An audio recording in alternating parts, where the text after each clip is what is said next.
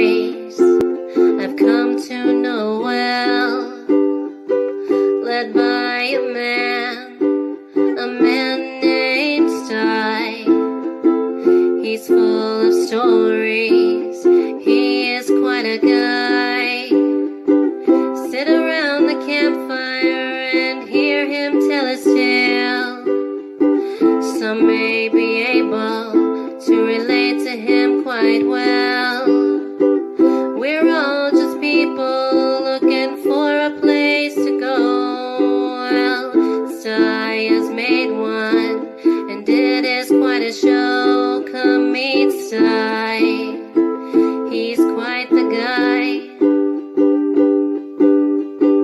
If you're feeling lonely, come and make a friend. If you need a story, on Sty you can depend. His voice is soothing like a lullaby. Sometimes he brings a tear to my eye. Sit around the campfire and hear him tell his tale. Some may be able to relate to him quite well. We're all just people looking for a place to go. Well, Sty has made one, and it is quite a show. Come meet Sty, he's quite the guy.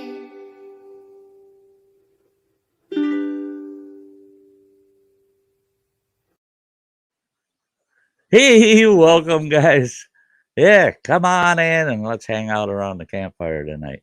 Only got a couple campfires left before I head to camp. This one and next Thursday. So let's make the best of them, eh? I'm going to shout out everybody who's been hanging out in the chat right away. Everything spicy popped in. Just reminding folks, hey, hit that join button. Become a member. Yeah, for just a few pennies a day. Yeah. You can come in as a hiker. I think it's $4.95 a month or something like that. So there you go. And Kirk Whipper, Voyager Center, Tim, it's good to see ya. And of course, Eileen, Blue, the fam. I'm here. And then Rebecca Filter. Yes, it's great to see ya. Shared me out. Love it. Thank you. And then the Ingalls family. Oh, there we go. Awesome, folks. Kathy, Gahan, it's great to see you. Then Deborah popped in. There we are. Zipping down this list. Don't want to miss anybody. Nicholas. Hey, hi. And there's Crazy Ann. Crazy Ann's got one of them doggone migraines tonight. We'll try not to yell on the stream, Ann. She's going to hang out in the chat tonight. Just knowing she's here makes me feel better. It makes me feel so good. Yeah. There's Donald Morris. Hey, brother. It's great to see you, Donald.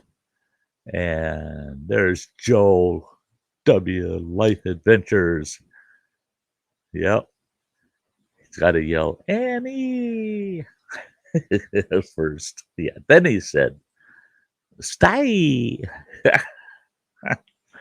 Okay. Who else? Oh, gosh. Yes. What happened? There it is. There. Guess who's in the basement? Samantha. Yeah. We're going to bring her up in just a second. And there's Will the Rocker. Hey, gosh, we got a good crew in here already. There's James with Chasing the Reaper. Awesome. Aiden here. Hey, it's great to see you, Aiden here. All the usual best folks, you know. I'm caught up. I'm gonna bring my dear friend up out of the basement. I don't want to leave her sitting down there all alone. There she is. Hello. Hello, hello. It is so good to see you. Yeah, definitely. You too. Yeah, it's seems like it's been a little farther and fewer between, but every time I get to see you, yeah, that I get a good fix. It's been busy, and now that it's finally nice out, I can go do more things, and Right, yeah, right. got some That new commitments and stuff. So yeah, yeah. Life. yeah, Yeah, it's called life. Uh, that's that's like the whole. I get um, Joe. Joe's saying Joe does not want Sty to go to oh, camp. Joe's been saying that ever since the whole camp issue came up, and Joe, that's the thing is, you know, my first love is the outdoors. Okay, and I'm not going to tell you who my second love is. It's none of your business. And then, and then it's YouTube. so so it's even tough for me to go to camp. I am gonna miss being able to see you guys just whenever I want. Whenever something's going on YouTube, man, I can find you guys just at a whim. But out at camp, I won't be able to do that until I get Starlink. But we'll get through it. We'll get through it. There'll be lots of content coming up. Um, hey, Nick and Jay Lawn and hedge cutting. I'll try to do that for you, buddy. Um, da da da da da da da. There it is. hey Yeah, Rebecca, I got it off. you did. You Yeah, did. it's gonna sit over there. Stinking bell. Ding, ding, ding, ding, ding, ding. All day long. He's running around. Ding, ding, ding, ding, ding. You know, Stupid I bell. think a bell would be okay on like a 15-year-old black lab that just lays around all the time. But on that little bugger, boy, Oh that's no. Yeah, just constant. it's torture. Yeah. Yeah. Yawn. Yeah. Yeah, act like you're tired. I know, right? Why don't you go sleep? Yeah. No, Joe, you're not gonna miss me that much, man.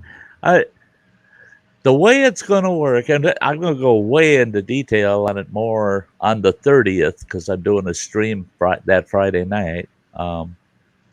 Just saying bye, guys. I'm heading to camp because that'll be the last time I'll have access to you guys until the 12th of May. So it'll be 12 days is all it's going to be that you won't see me. And then after that 12 days, that Wednesday, the 12th of May, we're going to do a nice long live stream. I'll catch you all up on how it went at camp and what you can expect for the next week because I'll have videos that'll be uploaded and posted and they'll pop up every day or two until I'm back the following Wednesday and we'll do another live stream. We'll talk about what happened that week and so it's me Dibble goes, oh my god, 12 days, what will we do? Come on, guys, come on. And after that initial 12 days, it's only 7 days. Every 7 days there's a live stream. So once a week, and we'll do a good live stream, 2 to 3 hours at least. um, those Wednesdays will be a real busy day for me. I'll look forward to those live streams to take the break because I gotta do some camp chores first thing in the morning, head home. Then I gotta do some grocery shopping. I gotta pay bills. I gotta do my laundry, my last week's laundry. That's one nice thing about coming home on Wednesdays. Is I can bring all my camp laundry and do my laundry once a week, and then get all those videos uploaded and then do that live. So Wednesdays are going to be actually a really busy working day. Yeah. Oh, there's Nick. Hey, Nick. Yeah, right, Sty. I'm doing good. Hey, we actually get to see you, man. We'll make the most of it. Make the most of it, he says. Yeah. Yeah, my face is a bit sunburned. Is it? Yeah. Is that You from fall- before or is it again? Did you fall asleep in this the is garden? from the Okay. no, Oh. yeah, I did. Yeah, because last Yeah, time, go on, last time you were telling us you fell asleep out there. Yeah. Yeah. Yeah, but I had a blackout tonight, though. Oh yeah. Yeah, I had 12 pints of cider.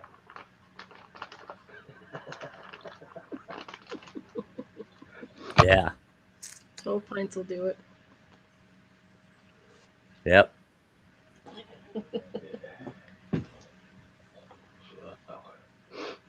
No, I thought I'd come up. I got nothing else to do.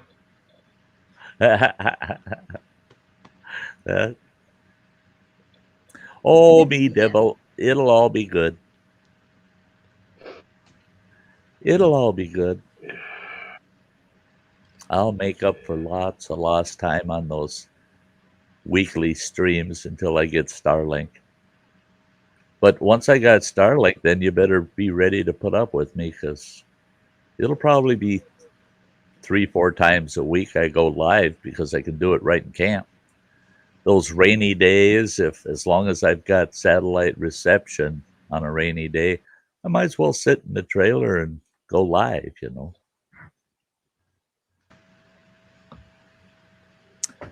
Yep.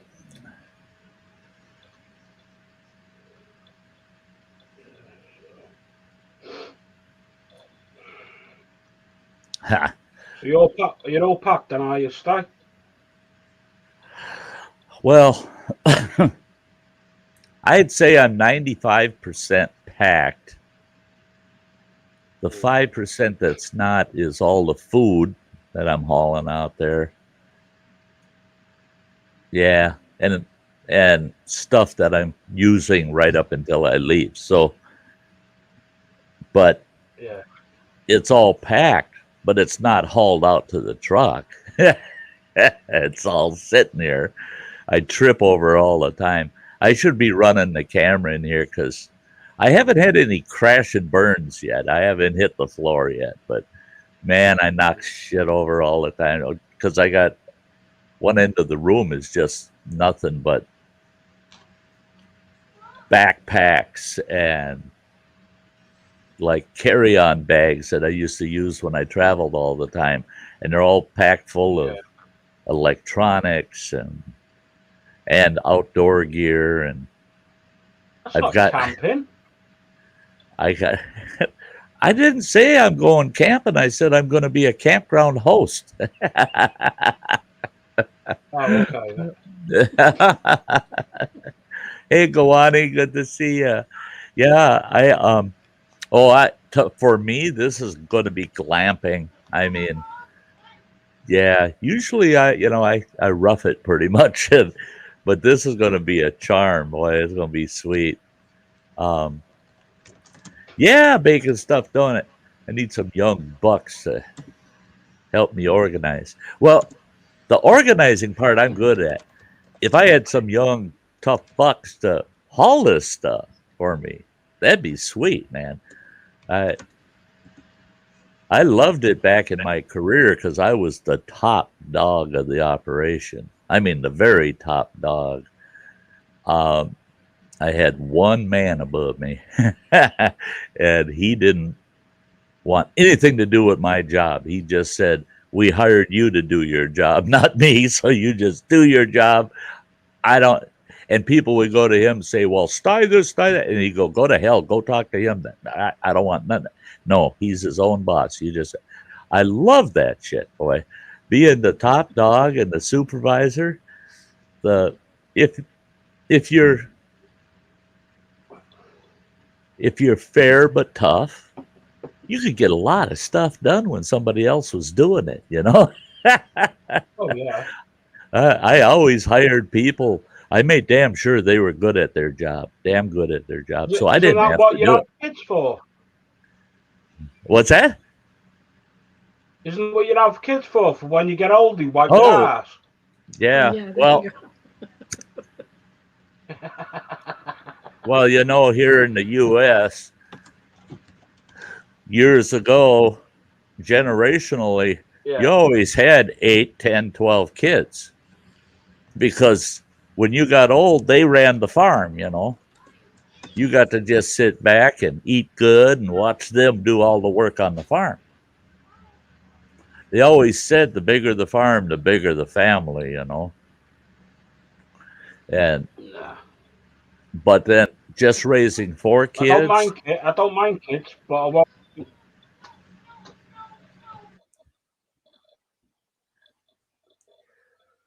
Because you can't give them Sty, away. if you're roughing it while camping, you're doing it wrong. Me devil, that's good. That's good. Well, Yeah, see, I and will. that's it. The Sorry. the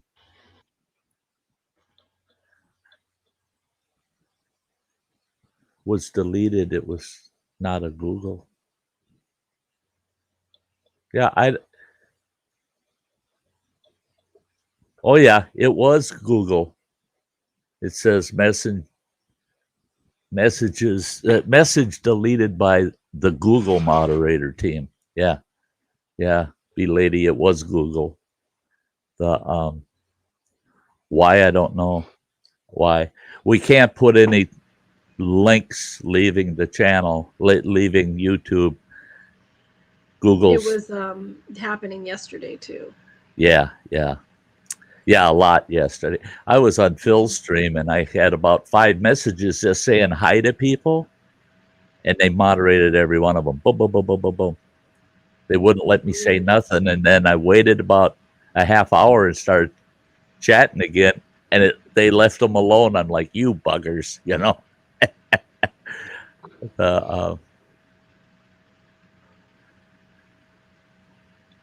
Yeah, all you said was hello. That's what I was doing. I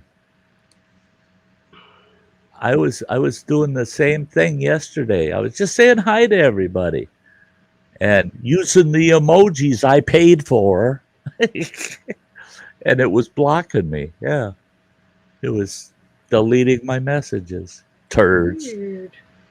Yeah. Yeah, B lady, I don't know why that happened. That's crazy. Yeah. Yeah, I don't know why they're doing it either. Hey, Bourbon Bounty, it's good to see you. It's been a while there, buddy. Hey, Bourbon. Thank you for Yeah, popping baby. in. Babe in the Jake.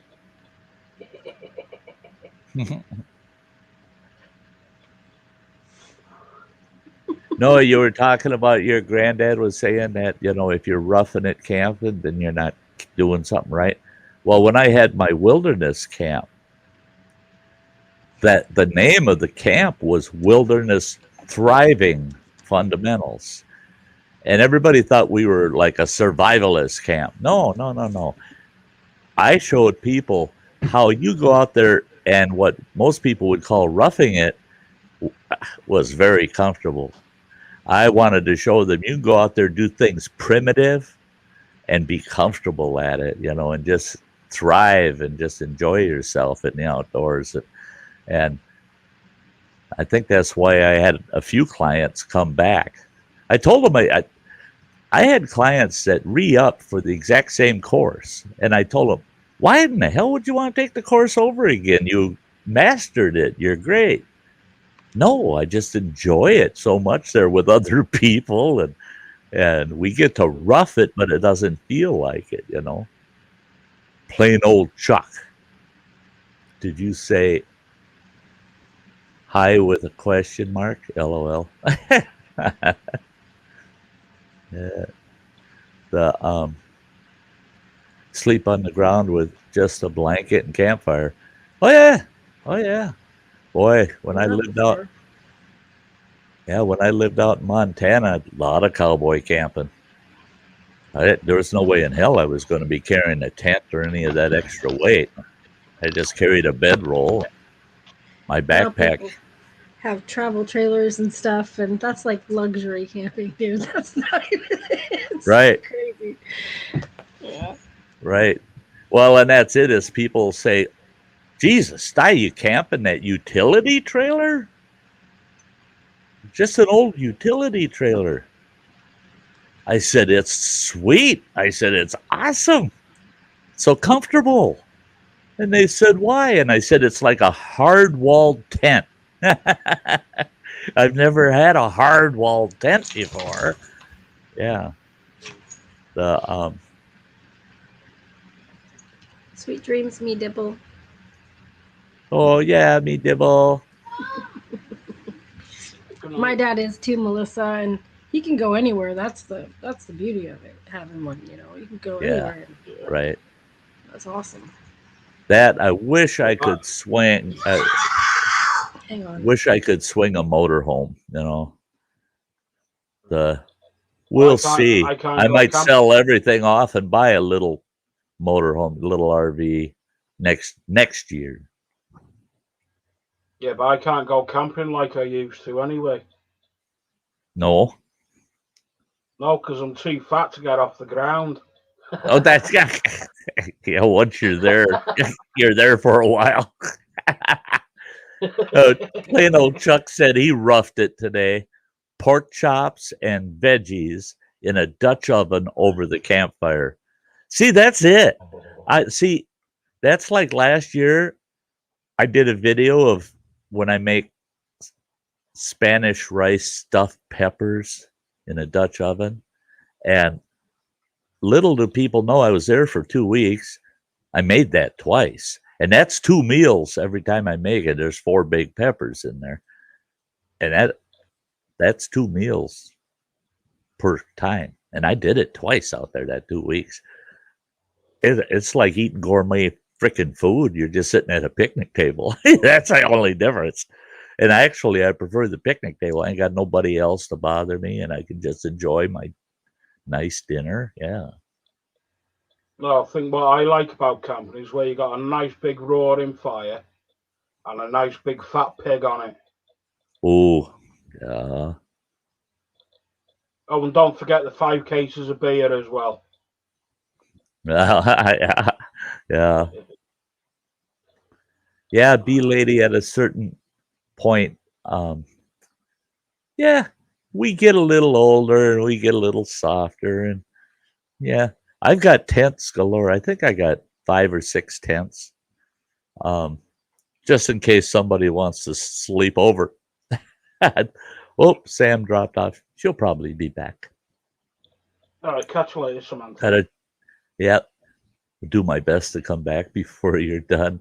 Much love, everyone. Yeah, don't worry about it, Samantha. We're going to be here for a while. So, yeah, if you can make it back. Yeah, The lady says. Yeah, so go on. I was just going to read. B lady said, "I love stuffed peppers. So do I. So do I. Yeah. Yeah. I love Go chicken ahead. breast. Chicken breast? Chicken breast. You know, like Philadelphia cheese. Yeah. Yeah.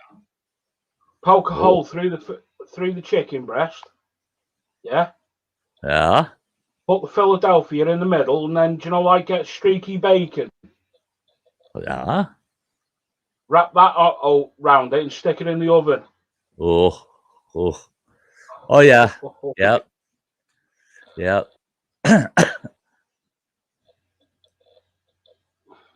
The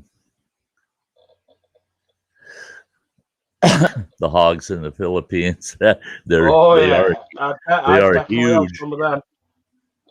Yeah, but every time I see them, blooming roasting a pig, it looks a bit like my ex-girlfriend.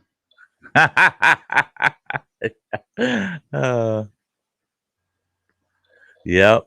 Oh, we roasted one year. Buddy of mine's got huge pig roaster, and usually you'll put 2 hogs in there, and they're about, all dressed out and everything, and on the spit. Each one's about 150 pounds, so you got 300 pounds in there. But he got a 450-pound hog, and that roaster held that bugger. But that roaster, he's got pulled behind his big F-350 Ford 1-ton truck. That thing's so damn big, and he uses a combination of charcoal and hickory chips when he smokes a hog, and that thing will sit out there and cook for 36 hours, and oh my God, that's the best. Oh. No. We would take, I'd get about 150-pound hog, and get them all prepped, lay them on his back, and I'd fill his whole cavity with sauerkraut and bratwurst, Polish sausages, and then I'd stitch them up, and then I'd roast them. So he's a stuffed hog, and then after he's roasted for about 18 hours, then I'd unstitch him, pop him open a little bit, and I'd pour about 1.5 gallons, 2 gallons of barbecue sauce inside of them, in that sauerkraut with the sausages, and then stitch them back up and roast them for another 8 hours. And people would just go ape shit over it. And I always did it for nothing. I just invited the whole damn neighborhood, everybody I knew, everybody at work. Yeah, come on over. We're going to have a hog roast, just make sure to bring your own beer. I'm not buying beer for everybody. And they set up, the second time I did it, they set a can up for donations. Holy God, they stuck so much money in that can. I was nervous just going to the bank with it. I think there was over $900 stuffed in that can. They liked it. They really liked that barbecue, man. They were sticking 10s and 20s in that can. I was like, whoa, my God, you guys. Yeah. No, I think some of my favourite food is belly pork. Yeah. I like it with mustard.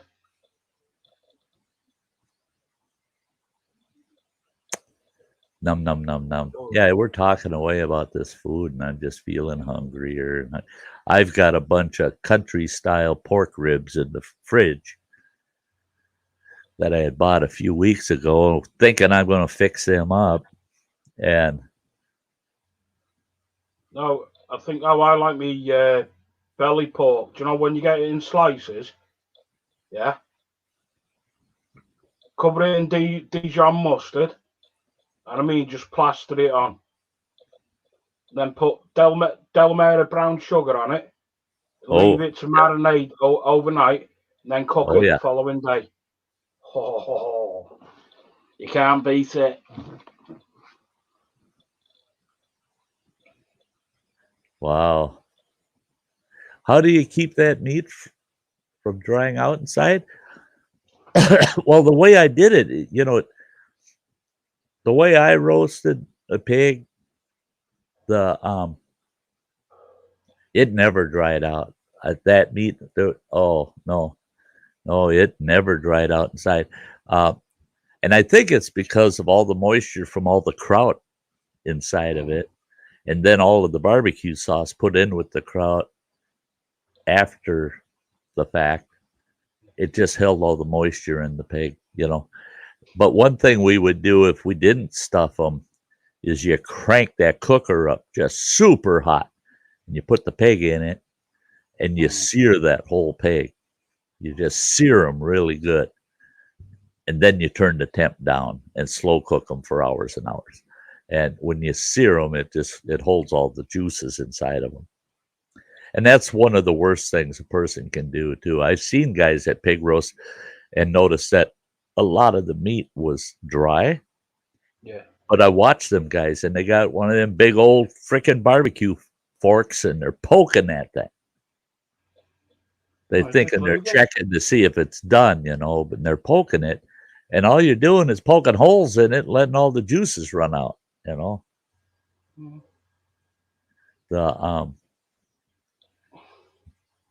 Yeah, it was, people really like that kraut because it's a gallon and a half or so of barbecue sauce in that pig and all that kraut. Right away, people are thinking that kraut's going to taste just like barbecue sauce. It didn't. It was a very light background barbecue flavor. The kraut was enough that it was still overpowering the barbecue sauce. So they would just, and we'd have big rolls for them and slice them open and just load it up with the pulled pork off of that pig. Then take and just put a big layer of that kraut on top of it. A lot of guys would lay slices of the pig in the roll, and then they'd put a layer of kraut, and then they'd lay one of them sausages on there, and another layer of kraut. That was their sandwich. Yeah, it's ridiculous. Do you ever get applesauce in America? Get what? Applesauce. Applesauce. Oh yes. Actually, where I live. Like that on pork chops. Oh yeah, yeah. Pork and applesauce. They're meant for each other. You betcha. Oh yeah. Hey, Barnyard Chicken, it's good to see ya. Yeah, Barnyard Chick. Oh, I've had wild hog, and I thought it was good. It tastes like pork, except it's got a little more. Right. I don't know. I would say it's got more of a wild or gamey type of background flavor to it, but it's not offensive in any sense. It's good. Yeah. Yeah. Barnyard Chicken wants it dewormed first. Yeah. I won't eat wild pig unless that sucker is cooked really, really, really well. Yeah. Yeah. No. Yeah. They're full of worms. Yeah. Hey, Sty, I've got a new joke for you. Hey, Lazy Nate, great to see you. What is it? What have women in KFC got in common? What's that? I said, what have women and the KFC chicken got in common? They're both finger licking good. I don't. No, by the time you're at the breast and thighs, all you got left is a greasy box to put your bone in. Oh. Oh, okay.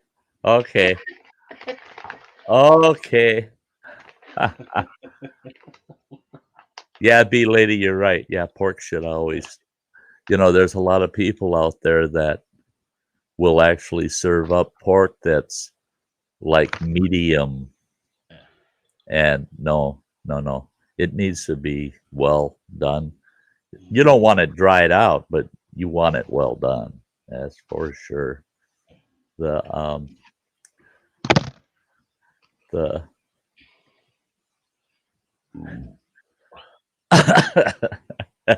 Lazy Nate, yeah, we were both right, but still, yeah, right. Hey, Will LaRock and me jokes are a lot worse than that, but I won't say them on Sty stream. That's it. He's got his private collection that you want to hear those kind of off on the side. No, well, sorry. Plus, some of them might get you to piddle in your pants. So you laugh so hard. No, I think what I like them up most is, do you know when you cook a bit of beef joint? Yeah. I like it when my mum cooks the beef joint and you got all the dripping at the end of it. Oh, that's lovely. Have that on toast.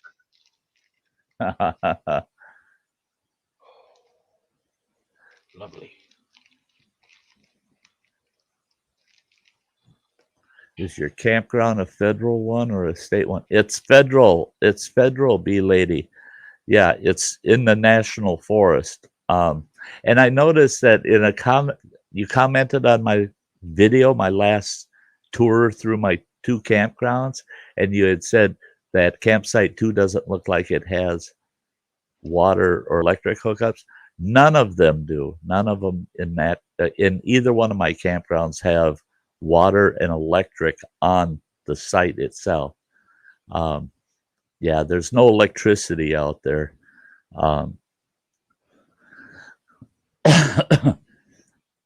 There are federal campgrounds. We have one. Oh, it's about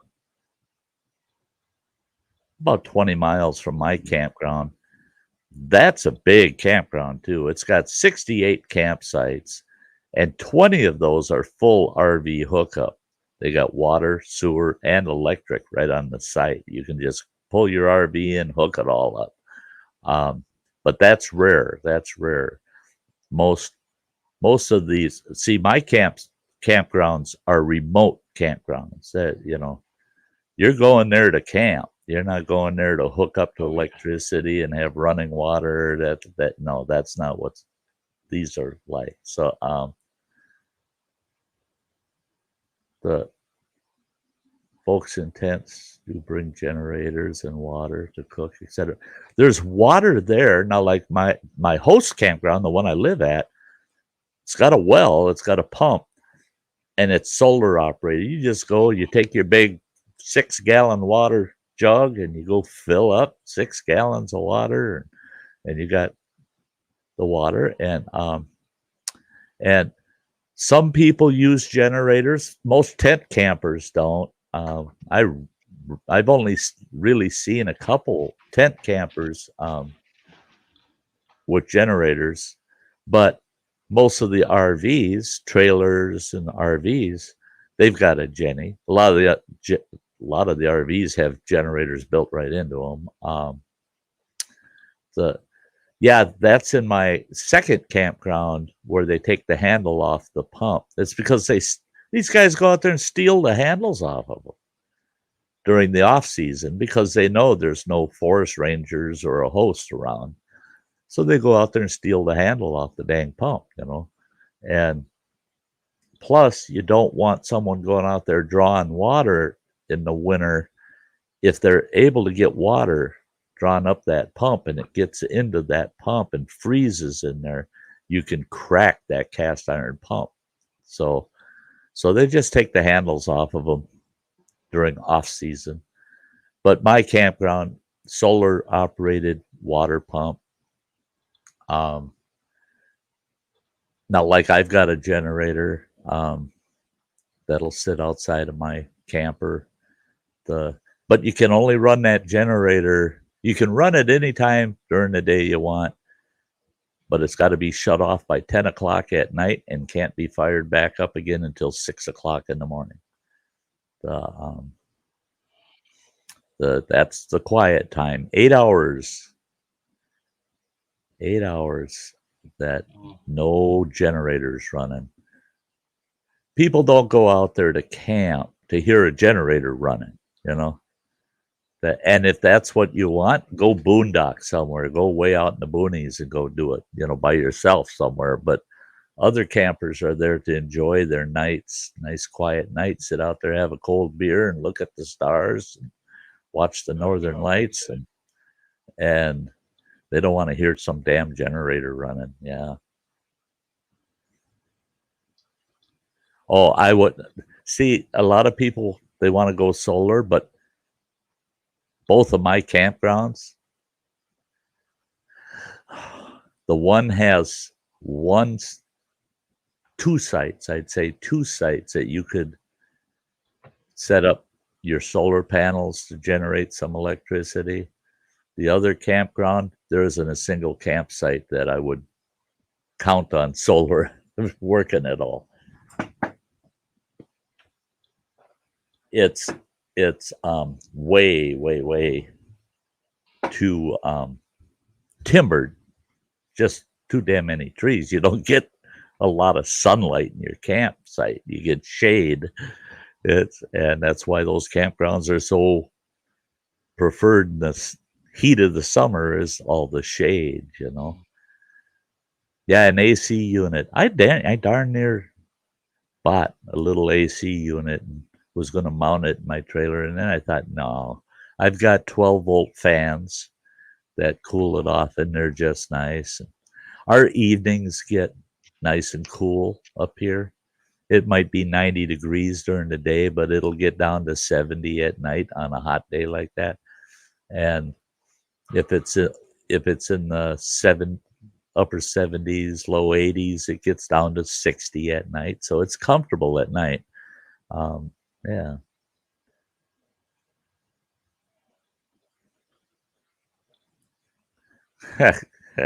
Will, yeah, that's good. Hey, Cheesehead Chris, I'm going to camp and practice my trombone. I haven't played it in 35 years or so. As long as you do it anytime during the day except from 10 p.m. till 6 a.m. You play your trombone in my campsite after 10 p.m. You'll be asked to put it once, you'll be asked to put it away. And then if I hear it being played again, the next person that'll be talking to you will be a deputy sheriff. I'll just call him on my radio and say, yeah, I got a non-compliant camper. Would you please come and remove them from the campsite? Yeah, the fans don't bother anybody, and they're 12 volts. So, and I've got a battery bank. I got a bunch of deep cycle batteries. I can run my CPAP machine runs off of those batteries. My battery bank will run my CPAP machine and my laptop computer. And I mean, I'll use my laptop 4 or 5 hours a night. And a radio, and there's something else I got hooked up to that. Oh, my overhead light. And those batteries will last 21 days easily, minimum 21 days without needing a recharge. So that will get reduced to about 14 days this summer because I've got a 12-volt cooler that's going to be running off of it.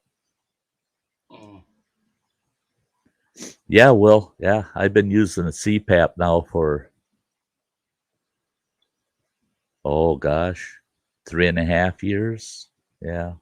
And I love it. I love it. Yeah, it's three separate batteries, you know. But see, and the nice thing with my battery bank out there, it's going to be always fully charged, because during the day for a few hours I'll be running my generator, and they all have chargers connected to them. Generator comes on, the batteries are automatically being charged, topped off. So anytime my generator's running, it tops those batteries off, and I know I've got that long, you know.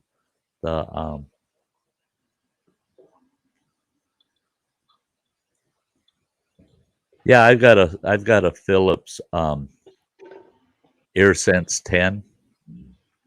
I like my AirSense 10. I like the humidity control on it. Once I learned how to use it, I set the humidity on my CPAP machine up really high one time because it was so damn dry in here. I set it real high. Went to bed, and about 4 hours later, I was dreaming that I was drowning. And then I woke up and realized I was drowning. The water in the tank that it uses to raise the humidity level was coming out of there so fast that it filled the hose up. And when I take a breath, I'd suck a bunch of water up and right down my nose. So I was drowning myself. Yeah. Figured that one out in a hurry. Turn that humidity down, you know. Yeah, water all over your face. Yeah, is it? Yeah. Once you get the hang of that CPAP machine, man, it's like I'm riding a wild horse in bed. I flip flop all over the place and everything. That damn mask hose don't come off. Yeah. And people go, well, that's a bummer. You can't even sleep in your hammock because of that stupid CPAP machine. Well, that's not true. I was sleeping. I decided it was such a beautiful night, nice and cool, not cold, nice and cool, and perfect clear sky. Stars were beautiful. I decided, damn it, I want to sleep in this hammock. Well, the next morning when I got out of the hammock, there were two people standing at the entrance to my campsite, kind of staring at me. I got out of the hammock and I said, hey, good morning. And I walked over by them. I go, how's it going? And they said, good. I said, you seem awful curious about something, because they kept looking around me. And I looked back and like, what are they looking at? Finally, the guy says, he goes, can we ask you a question? What's that hose coming out of that hammock and going into that machine there?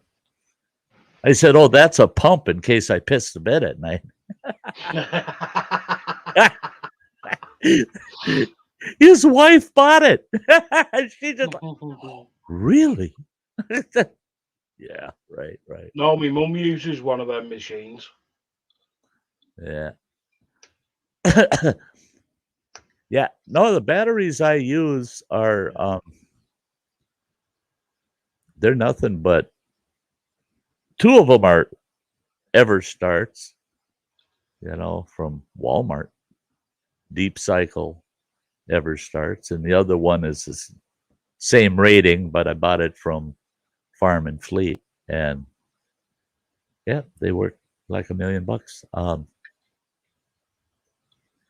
Yeah, the ones I got, there's a lot of guys like to use them as marine batteries. They're so damn big and heavy though. Each one of them weighs 48 pounds, but they hold the charge good, and they put out so much juice. I don't remember what the cold cranking power is on them, but it's really high.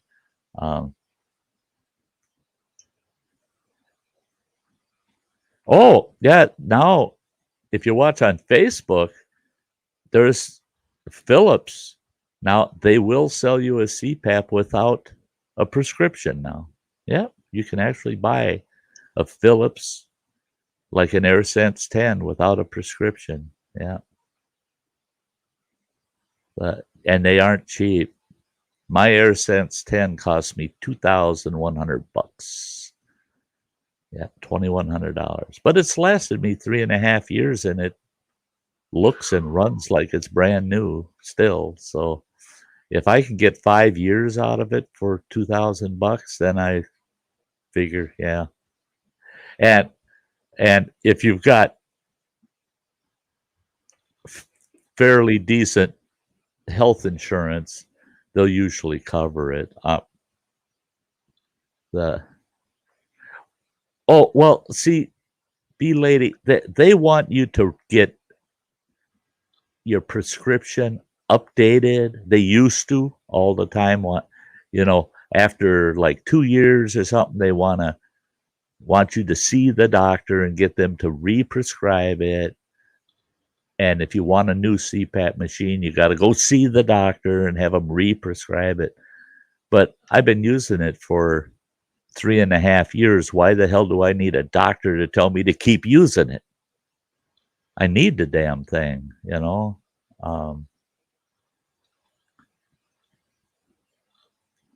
I think that's a plus about living in the UK.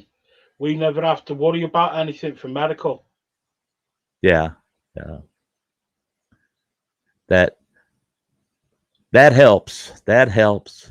Here I got I've got an awesome clinic that I go to, and I wish every clinic in our country would use them as a model, because somewhere here, I had it just yesterday, but because I'm on Social Security and because I'm not old enough yet to get my Medicare insurance, they put me on what they call a sliding scale based on my income. Well, a doctor's visit, $10. All my blood work, $10. Now, a normal doctor's visit is $169. I only pay $10. So I don't bitch. I don't bitch. Glasses. I can go in and get an eye exam, $10. I can get, and they got a huge assortment, man. Huge assortment. I can get the actual glasses for $10. Now, if I want any of the bells and whistles, if I want progressives or anything like that, then I got to pay extra. But for all my basic health needs, everything's $10, except my medications. They don't give me no break. They don't have their own pharmacy. So, but my pharmacist, he's just like them. He helps me out, man. He just takes good care of me. He's got me down now where I'm paying $55 a month for all my pills. So yeah.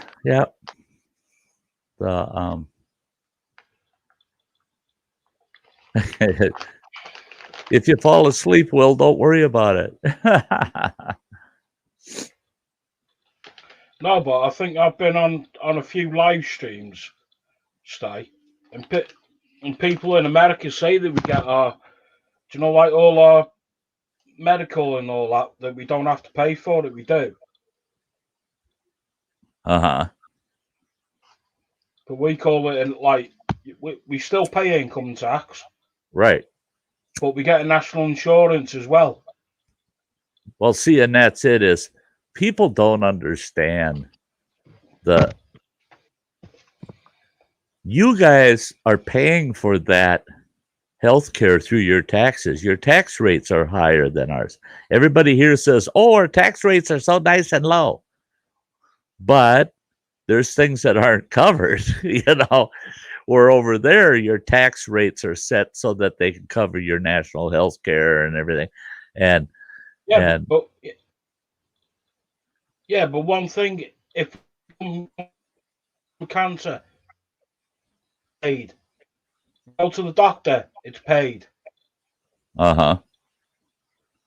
Like in Wales, we don't have to pay for our prescriptions. Yeah. But if you live in England, you do. Yep.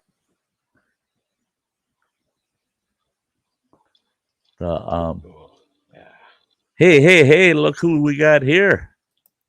Hey. What's happening, gentlemen? Yeah. And Nick. Hi, Spicy. What's up, Nick? How you doing, man? I'm all right, mate. How are you? I'm fine and dandy. Fine and dandy. Sty's been telling dirty jokes again. Oh, yeah, right. Yeah, I don't believe that. You're the joke teller. Hey, barnyard chicken.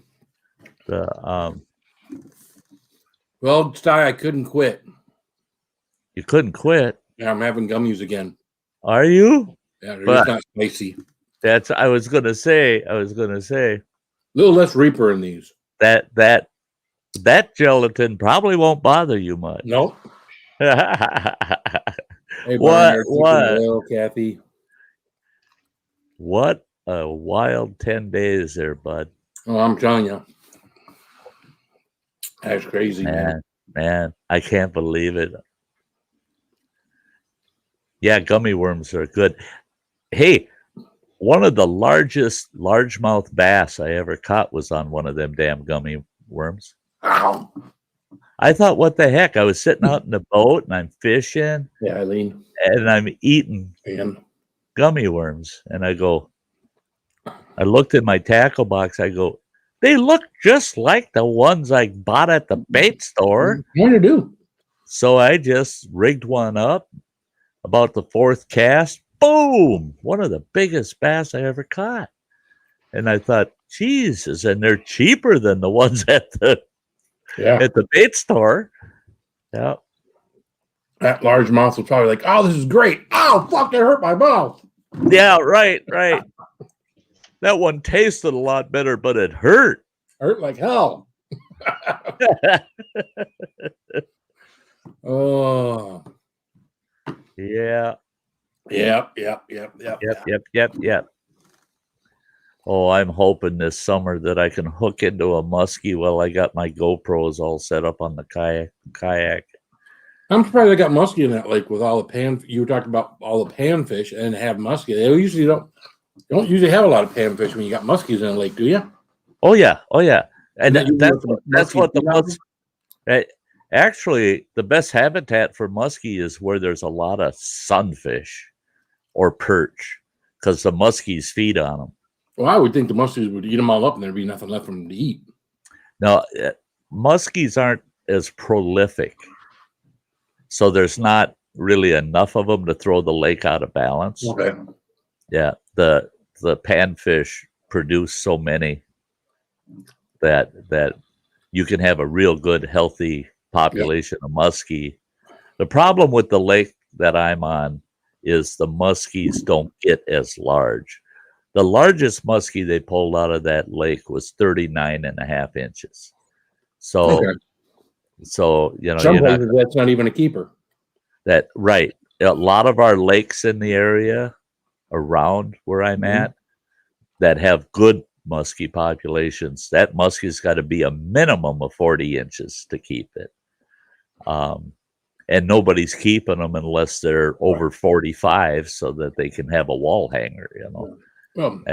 But you get a 40, 45 inch muskie on your line and you're in a kayak, hang on, you're going for a ride.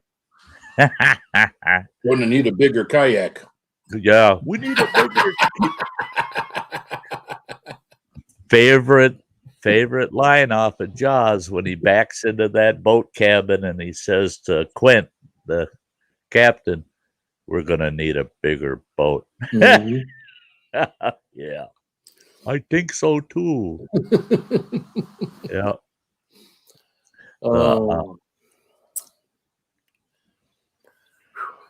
I'm feeling really good right now. Are you? I ain't got to do that tonight. Yeah. Oh. Yeah, sweet corn. Right out of the can. Green Giant sweet corn. That sounds good. I've caught so many sunfish just taking a can of corn with me out on the lake. Yeah. Have a good night, Will the Rocker. Hey, Will. Get some sleep there, buddy.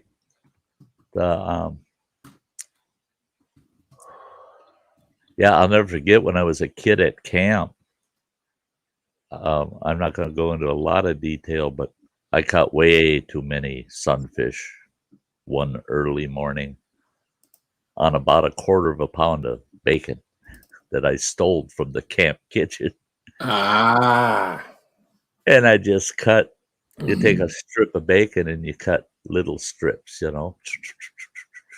So they're about the size, half the size of a worm. You just put that on your hook. I tell you what, once the oils from that bacon gets in that water, the minute it hits that water, boom, the fish hit that sucker. They love bacon too. Yeah, they love bacon. Yeah. And they don't realize they're going to end up getting fried up in some of the grease from that bacon too. I didn't say they were real smart. They're just a little smart. Yeah. Yeah. I can't tell the whole story because that's on the Sty story list. I don't want to use up my list, you know. No. Oh, it's going to be a long winter. A lot of Sty stories. I'm going to go and get my head down. Hey, it's great having you around, Nick. You taking off, Nick? Come on, it's only the wee hours of the morning. Yeah. Only the wee hours, right? Yeah, but I've been drinking most of the day. Have you? I'm just getting started. You just getting started. Right. You have a good one. See you, Nick Jones. Yep. Yeah. Oh, I'm pretty well packed. Today I got a lot more done. Did you? But I'm looking at all this shit going, God almighty, it's got to be at least 6 trips out to the truck. Too damn much shit. And I actually put a bunch of bags by the door, and it was a few hours ago, and I'm going, hell, I'm going to make a quick run with those bags down to the truck. So I looked out the window, see what the weather's like. The weather's nice. And then I thought, no, bullshit. I can't put that stuff in the truck. That's all my electronics, my computer, all my audio visual gear. Oh, yeah, I can see somebody busting a window out of my truck overnight with that shit in there. Oh, yeah. So. And you don't want to leave any of that stuff, you know. No, so I won't Even be on the loaded. campground, that's what's got to be scary is if you're out doing stuff, I hope your shit locks up tighter than a drum, because if it does. It does. The only thing that won't be literally locked up is like my food stuff that are, well, like my coffee pot and my one Coleman stove and stuff. Right. That sits out in the screen house. You know, that's camping stuff people shouldn't mess with, but you know, yeah. But all the rest of the stuff, oh Jesus, you better have a fireman's axe if you think you're going to get inside that trailer, man. Well, the adventure trailer is pretty well fortified. Oh, yeah. Yep. In fact, I had 2 young guys trying to get in it, and they were making so damn much noise trying to get into it. It was parked over at Running Waters, and a neighbor heard it in their house. And they went out there and yelled at him, get the hell out of there. Cops are on their way and this, that. Well, then they got a hold of me and said, yeah, a couple of kids were trying to get in your trailer. You want to go check it out and let us know if anything's missing or anything? I said, they didn't get in there. I got over there and nope. They banged on the one hinge on the tailgate door. But the problem is they got to get both sides, and I got high grade locks on both of them, and that's good. It's a bitch. I mean, you got a cutting torch, yeah, but that's a little obvious too. Why is that guy trying to get in his trailer with a cutting torch? You know, not many people take the acetylene tanks and the cutting torch out camping. I mean, there are a few. There are a few. You never know when you're going to need that kind of stuff when you go camping. That's like I had this guy tell me,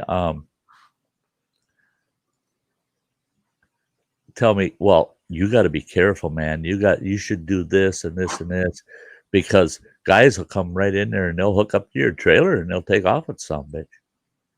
I said, well, they ain't getting far. And they said, what do you mean? They'll just run off with it. I said, well, first of all, it's got a hitch lock on it. They can't get it on their ball hitch. That it's locked closed. They can't get it onto their trailer hitch. And they said, well, no, they don't give a shit. They just jack it up and chain it to their trailer hitch and then take off with it just on a heavy logging chain. I said they don't want to do that either, because there's a heavy aircraft cable going through both of the back tires, through the slotted mags that I have the tires on it. There's an aircraft cable that goes through there. You're only going to turn that axle half a turn, and that cable's grabbing the axle. You'll end up tearing the axle out from under it before you go anywhere with it. Yeah, there you go. Plus, my generator's got an aircraft cable that goes through 2 handlebars on it that takes you about 20 minutes aside to take it apart to get to where the bolts are that hold those heavy steel handlebars. Cable runs through those and through that slotted mag on the backside of the trailer. Sounds like you got it all figured out. And my kayak's got an 8-foot aircraft cable attached to the back hinge side of the door. They'd be going down the road with a generator following them and a kayak following So they them. got all your shit. And both rear tires locked up. Dragging the Something tells me somebody's going to go, that ain't right. I think we should pay attention to what kind of truck that is that's taking that trailer. Right. There. Yeah. So people, they go, Sty, you got to think of this. I told them, don't fucking worry about it. The only thing I don't have, which is illegal, and that's why I don't, and that's booby traps. You know? Nah. Yeah. You know, you don't want to be setting any booby traps out, especially if you're the host.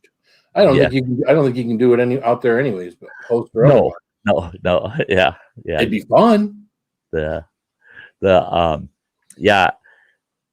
buddy of mine, he set up what he considered non-lethal booby traps, you know, at his cabin out in the woods.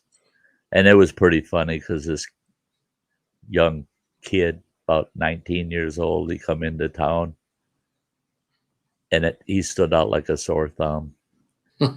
Cops had him for sure.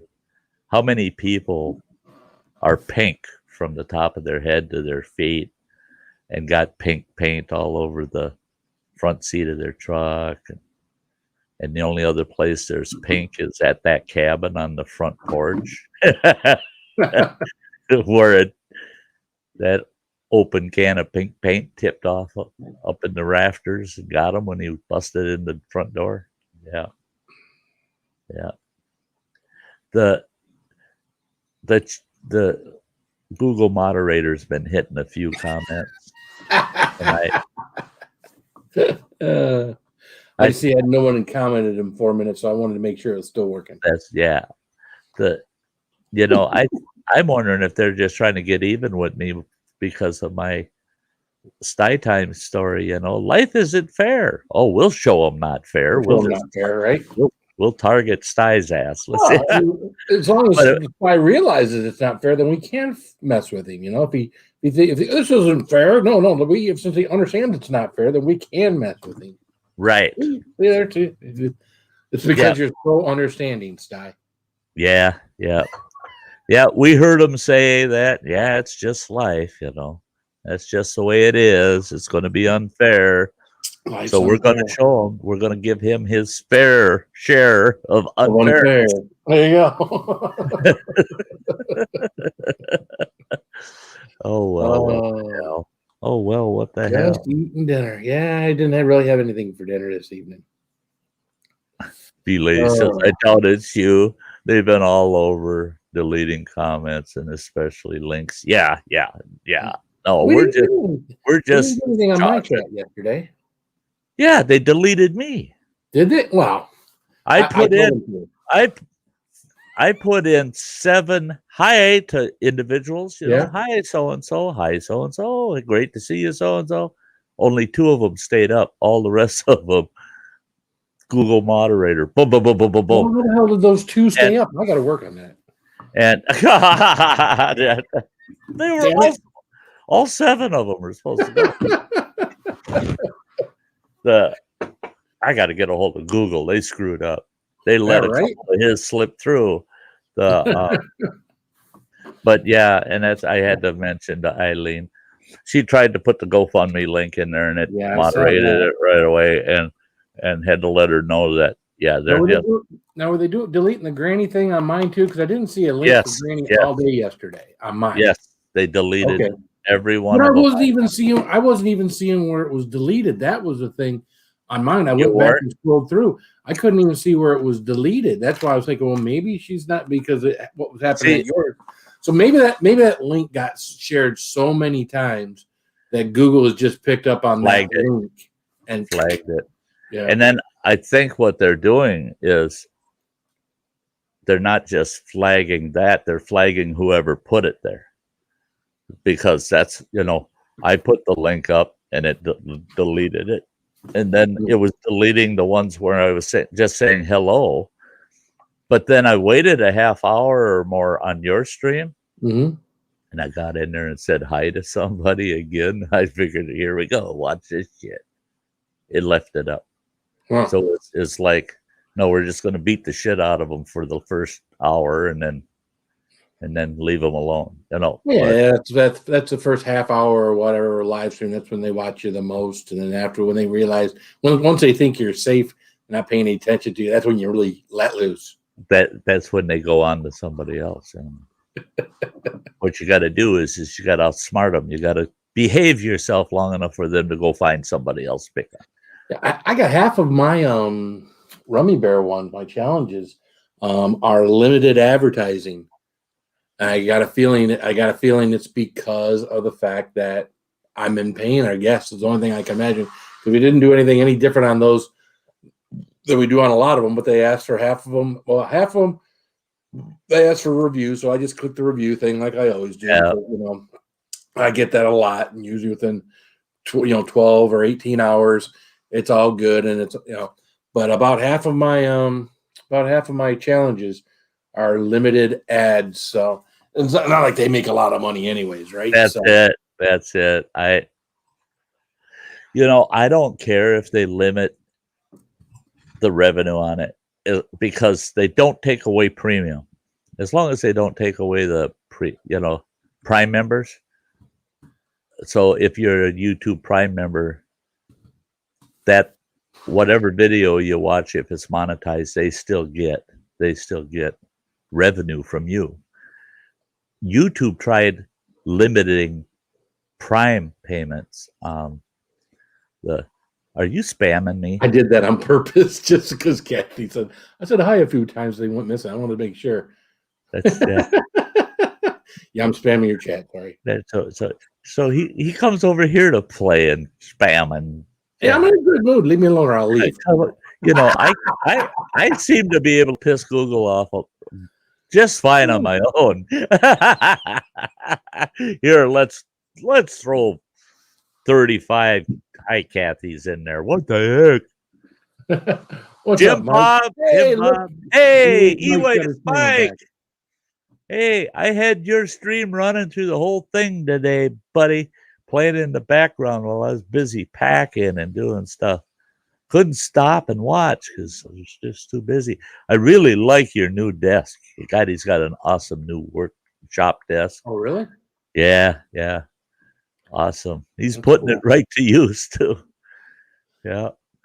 Well, I thought about this table that I got here. Getting a butcher block one, like a cutting board butcher block type thing, and putting some legs to it and putting that here. But I don't know. It just seems like, it's a couple $200-300. Seems like it's like, it'd look cool, but nobody here sees that. Right. You guys see my table now, It would be my old plastic Costco table. Yeah, I was going to say that's one of those Costco folding tables, ain't it? Yeah. And this one actually folds in half too. Right. Yeah. So I've got one that doesn't do that. And I got one that does do that. So see, I used to have the conference tables that don't fold in half. Right. And then when they started selling them fold in half ones, man, I sold the conference ones and got them fold in half ones so I could store the damn things. Yeah. And I got rid of all those tables. I think I had 10 of them. I'd rent them buggers out. You want to make some money, man? If you see somebody selling those folding tables like that are 6 to 8 footers with the fake wood laminate on them, and they're dirt cheap. If you find them dirt cheap and you got somewhere to store them, buy them up. And after you get between 10 and 20 of them, rent them suckers out. I was renting those out to people for $5 a piece. Mm-hmm. I had 10 of them, $5 a piece per day. Okay. $50 a day. There you go. To use my frickin' tables. And what I would do is I would make them pay in advance. Plus they had to give me a $50 deposit. So if they didn't bring my tables back, and I told them the value of each table is $25. So if you bring 8 back, guess what? I'm keeping that $50. Right. You know, and I never hauled them, never delivered them. It's this is where they are. Come on over.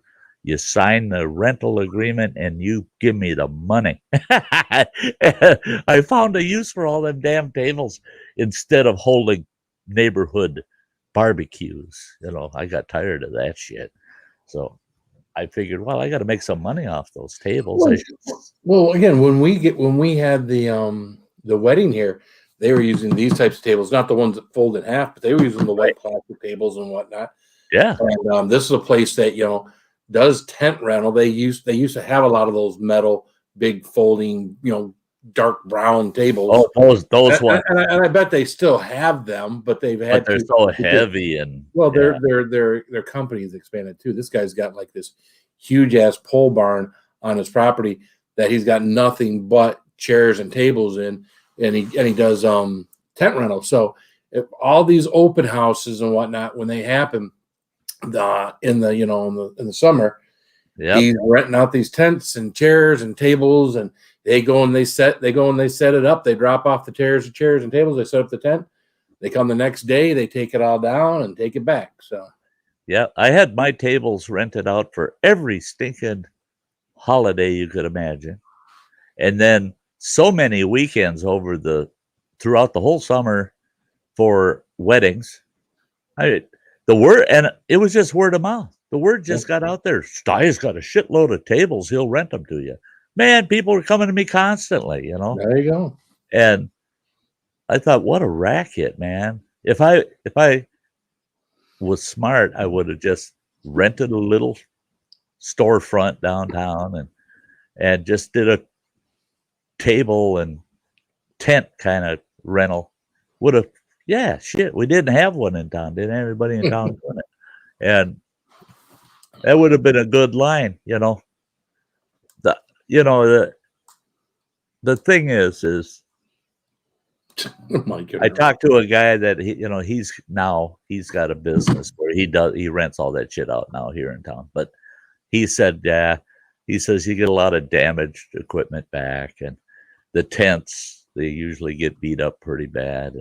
And I said, well, then it's not really worth it if you got to keep, that capital investment all the time having to redo that. And he goes, no, actually, you pay for the tables. He says, his tables, he said, I have them paid for after about the 4th or 5th rental. He says, so if I can get 10 rentals out of them, it's worth replacing them and starting again, He said, so yeah, the capital investment isn't as bad as the person might think. But now this guy, what a fucking clown. But what a great fucking idea. I couldn't believe it. He's got a place out in the country here. And I was driving by there one day, and there's 10 of those. They're like UPS trucks, but they're master bread trucks. They're just bread trucks, box trucks. There's 10 of them parked in his yard. And I thought, what the heck? And what's he up to, About a month later, and it's about a month before deer hunting season, I drive by there again. I don't go by there often, but I drive by there. There's still 10 bread trucks out there. Every single one of them is blaze orange. Blaze orange. Just like the orange the hunters wear out in the woods. Blaze orange. And a great big sign that says mobile deer shacks. Rent them by the day, weekend, or week. This some bitch is renting those trucks out. He put bunks in them. He's got four. He's got 4 fold down bunks in each one, and he's got a little like kitchen area, and they get a bucket, a porta potty bucket thing with it. And he says they drive them out in the woods where they want to hunt. They can go out to public lands and park for up to 14 days. He says, so they rent my truck and they go out in the woods, park it, and go deer hunting. They got a mobile deer shack. There you go. And I said, you gotta be fucking kidding me. I said, what do you get for a weekend? He says, $600. You pick it up on Friday and you return it by the end of the day, Sunday. $600. Mm-hmm. I said, I wonder if people will rent those. He goes, wonder, I'm booked for the whole season this year already. Yeah. Every one of them are rented out. He said, if you want one, I'd have to go buy more trucks. I thought that was pretty. And I said, the only weird thing is that bright orange, that blaze orange. He goes, try to steal one. He says they are so easy to find. If somebody's late and I don't know where they went, I can find them. I said, oh yeah, but you're driving 500 miles around in the woods to find them. He goes, you're a dope. He says, I'm a private pilot. I forgot. Yeah, he's got his little Cessna out at our airfield out here. He says, all I gotta do is fly over the national forest. There's one. So yeah, he's got that shit figured out. I mean, yeah. I wish I would have thought of it. You hear that? My dogs are barking. Well, kick your shoes off. Oh yeah, your dogs are barking. Boobies. That dog barks at everything. Yeah. Yep. He's doing good. He's doing really good. Renting out his party stuff, his tables and tents and shit, and his mobile deer shacks. But he's one of those guys that he looks for something, a niche that nobody else has touched, and then he'll grab it, And if somebody else started renting out tables and party stuff and started pushing to be competitive with him, I think he'd sell it out and find something else. Because he don't want to compete with nobody. He wants to be unique and he wants to be the sole source kind of guy. Sure. Don't blame him. Well, everybody kind of wants to be that with their business, because as soon as you get competition, then the prices all come down and it's hard to make any money, and it's then screw it. It's not worth your time if you can't make a little bit of something off of it, right? Yeah. And it's amazing how ridiculous people are. We've got one of those, what are they called? Cursed, or whatever it's called, gas stations here. They're owned by what's his ass in Venezuela. You're not helping me. Yeah, it's a Venezuelan company actually. Okay. And we've got one of their gas stations here in town. The Holiday gas station, the Quick Trips, we got I think it's a Shell station, an old Shell station that's still in business. Whatever the gas price is on that end of the town, you see it on there at every gas station all the way through town. Same price until you get to that gas station, and it's 1 penny less.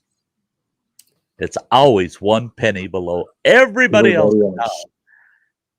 And the gas station's packed full of people. And I drive by going, you fucking morons. If your tank holds 20 gallons, you save 20 cents. Mm-hmm. Hey. Perception. And it's a crappy little gas station. The convenience store, crappy. Clever like a fox. They are, yes. They just know, oh boy, when they see 285 instead of 286, they're stopping here. Yeah, there you go.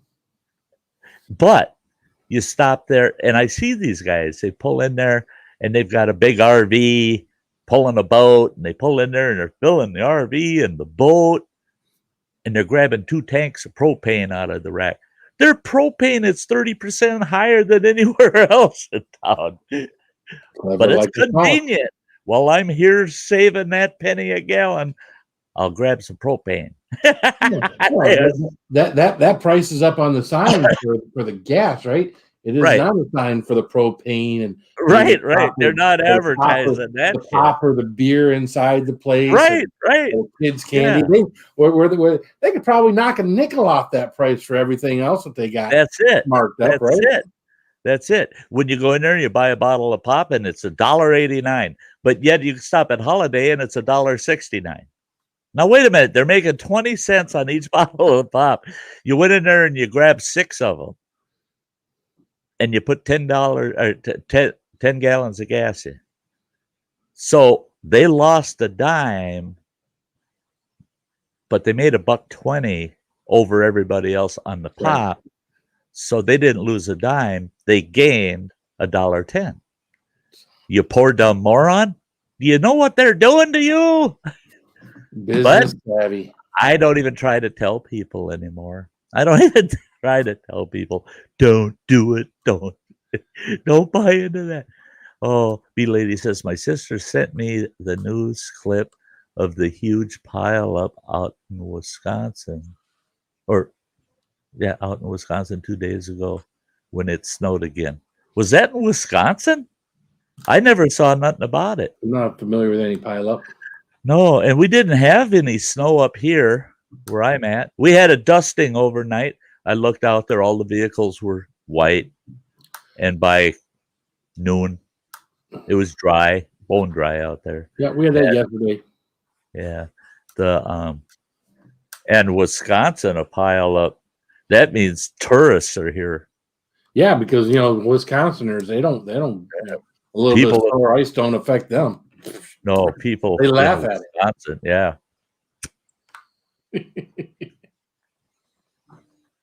It could be some out-of-state news reporter too that just happened across one of our little redneck towns, and they were having a demo derby, and just didn't have a track, so they did it downtown at an intersection instead. I hate to say it, but Wisconsinites are quite redneckish sometimes. Yeah. Oh, I bet they are. Yeah. It has to do with being away from people. That helps. Have you ever heard of what the hell's it called? Puma beer? Puma. No. It's a Polish beer. And just downstate from me, not a couple hours south here, there's a huge Polish community down there amongst the Amish. And that's all they drink. Really? That's all they drink. Oh, yeah, I mean, every one of them Polish farmers down there, you walk in their barn while they're milking, they got a Puma in their hand. They're drinking that, milking. I mean, that's all they drink, Puma beer. And I had one once. Oh, yeah. Not good, huh? Not good. They make some good food, but they can't make beer with the shit. Yeah. Yeah, this one I'm drinking right now is not real great, but it'll be gone. You won't have to worry about it no more. Won't buy no more of those.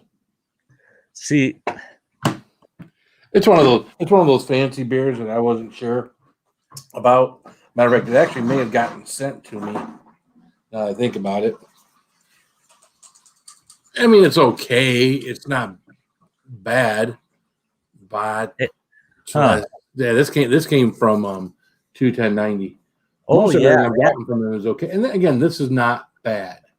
Right. It's just not on your top 10 list. I wouldn't go to the store and buy any more. What's up, right. Donald Morris, Dutch Prepper? Hey, Donald, Dutch Prepper. Great to see you guys.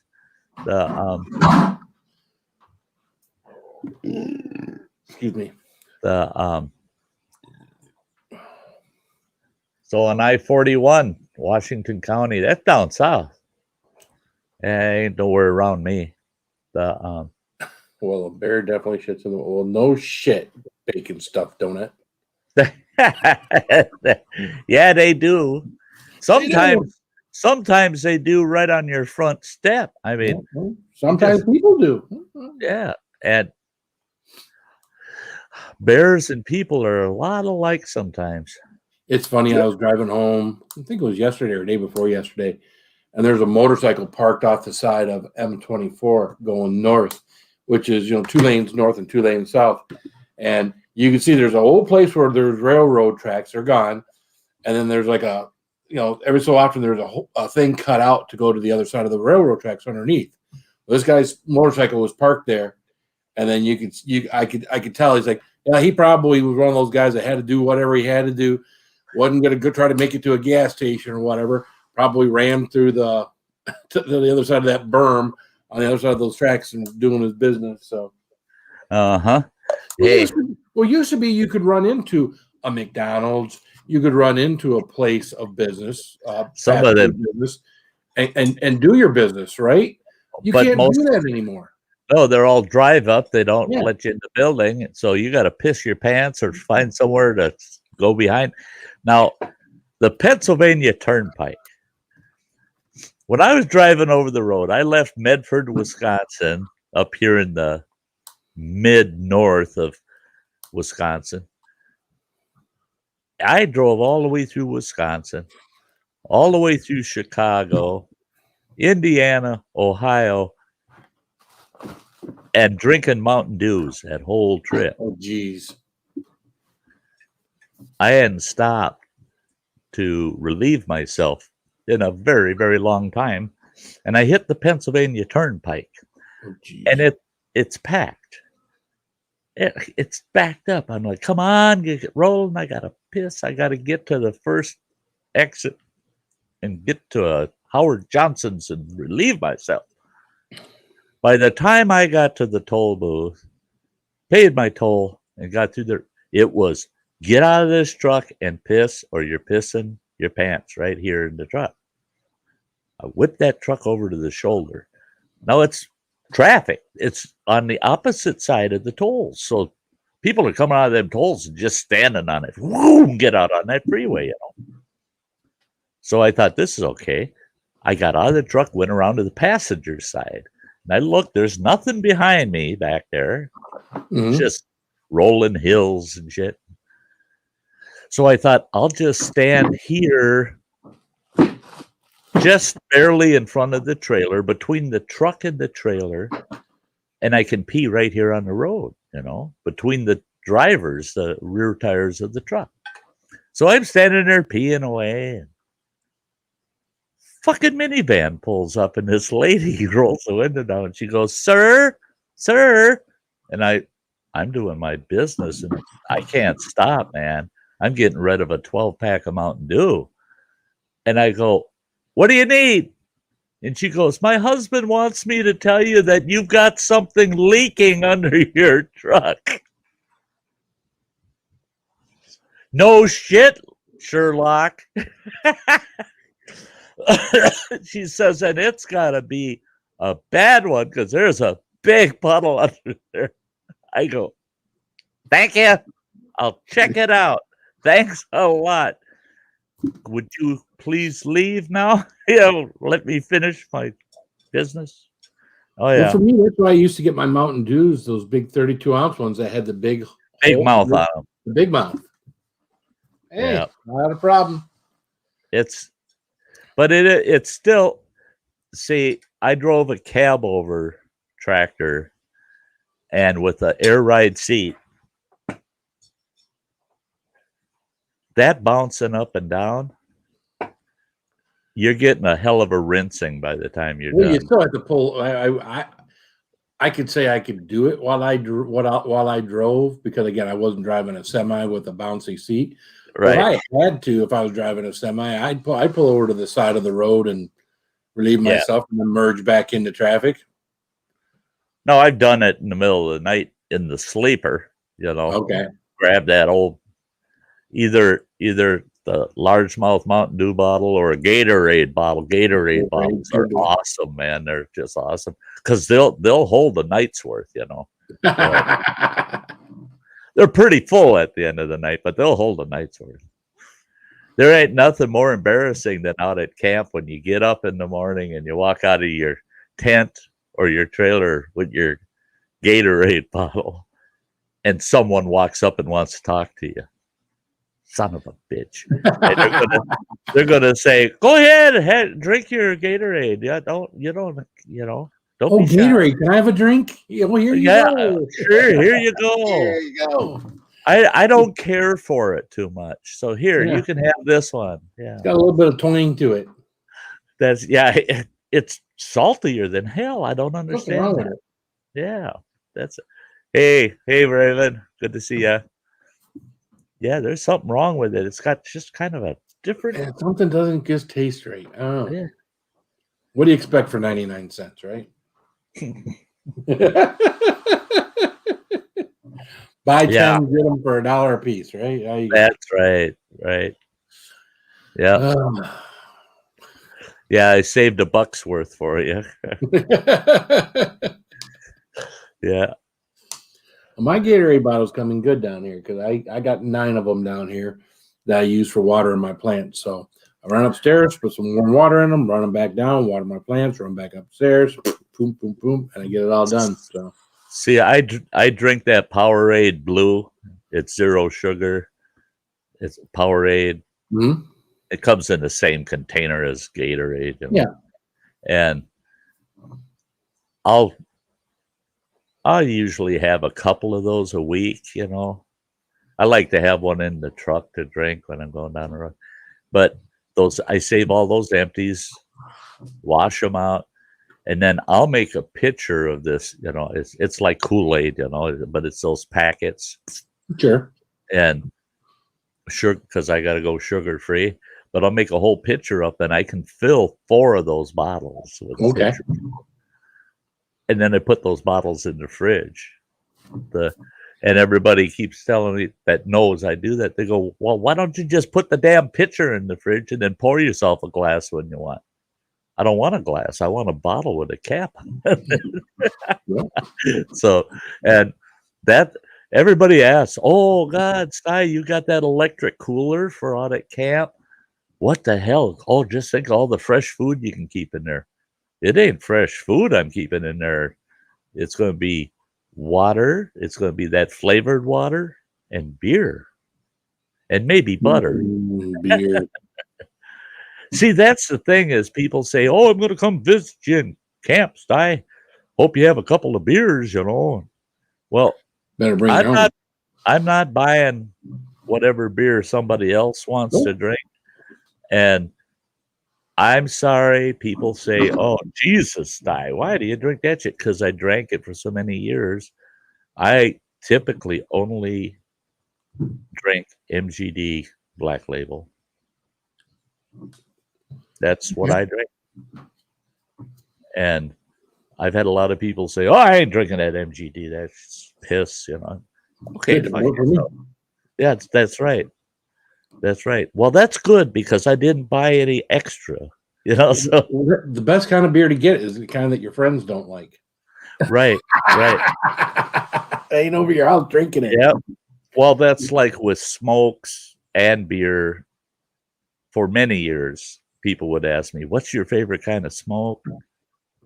And I always tell them, "Yours." Yours. What favorite kind of beer? What brand is that? What brand is that? Yours. It's yours. And beer, same way. I love yours beer. Yeah. Yep. As long as I ain't paying for it, yours is the best one out there. Better than mine. And that was my problem is I love watching these guys drinking all these stouts and the different flavored beers, craft beers and shit, and their reviews. I wouldn't mind trying a few of them, but through my lifetime, I never drank anything for the taste. I drank for the effects. I didn't. I was an effect drinker. As long as the taste wasn't crappy, I was good with it. I think we all drink it for the effect. Because if it didn't have the effect, why drink it? We wouldn't drink it. Oh God, I drank near beer for a year. Ugh, fuck that. I doesn't sound appealing at all. I couldn't believe I was drinking fucking near beer. It was to keep my father-in-law happy because he's was a recovering alcoholic, and he was on his 18th year. And at that time, I drank a lot of beer. But when he'd come over and we're working on cars or motorcycles, Right. then I'd have near beers in the fridge, and I'd have a few near beers while he was there. Well, I got in the habit of just drinking the damn things because he was around too much. Yeah.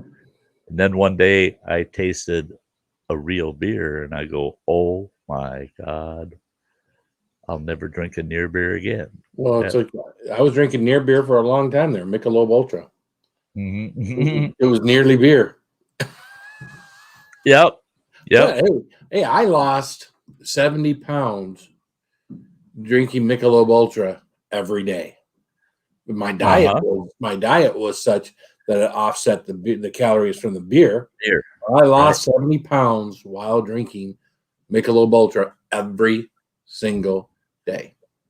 That was my brother. Yeah, he was a little goofy, but surprised. When he got home from Nam, when he went in, he was drafted. When he went in at 205 pounds. When he came home, he weighed 92. That's how much weight he lost over in the Nam. He got sick a couple of times. 92? 92 pounds. Holy shit. He looked like a walking fucking skeleton. Yeah. But we knew what it was. Is he just, the stress and everything, he couldn't eat. He might eat once every 3 days or something, while he was doing his year, and it just eventually ate him up because he just wasn't taking in enough food. And they were pounding on him constantly. You got to eat, man. You got to eat. You got to eat.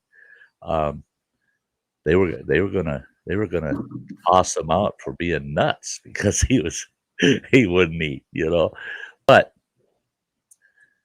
we knew that it was self-inflicted because after he got home, 92 pounds. Within a year, that bugger was 235 pounds. Holy shit. And he's like, "I can't stand it. I'm so fat." And he was only like 5'6", 5'7". Wow. So he wasn't a tall guy.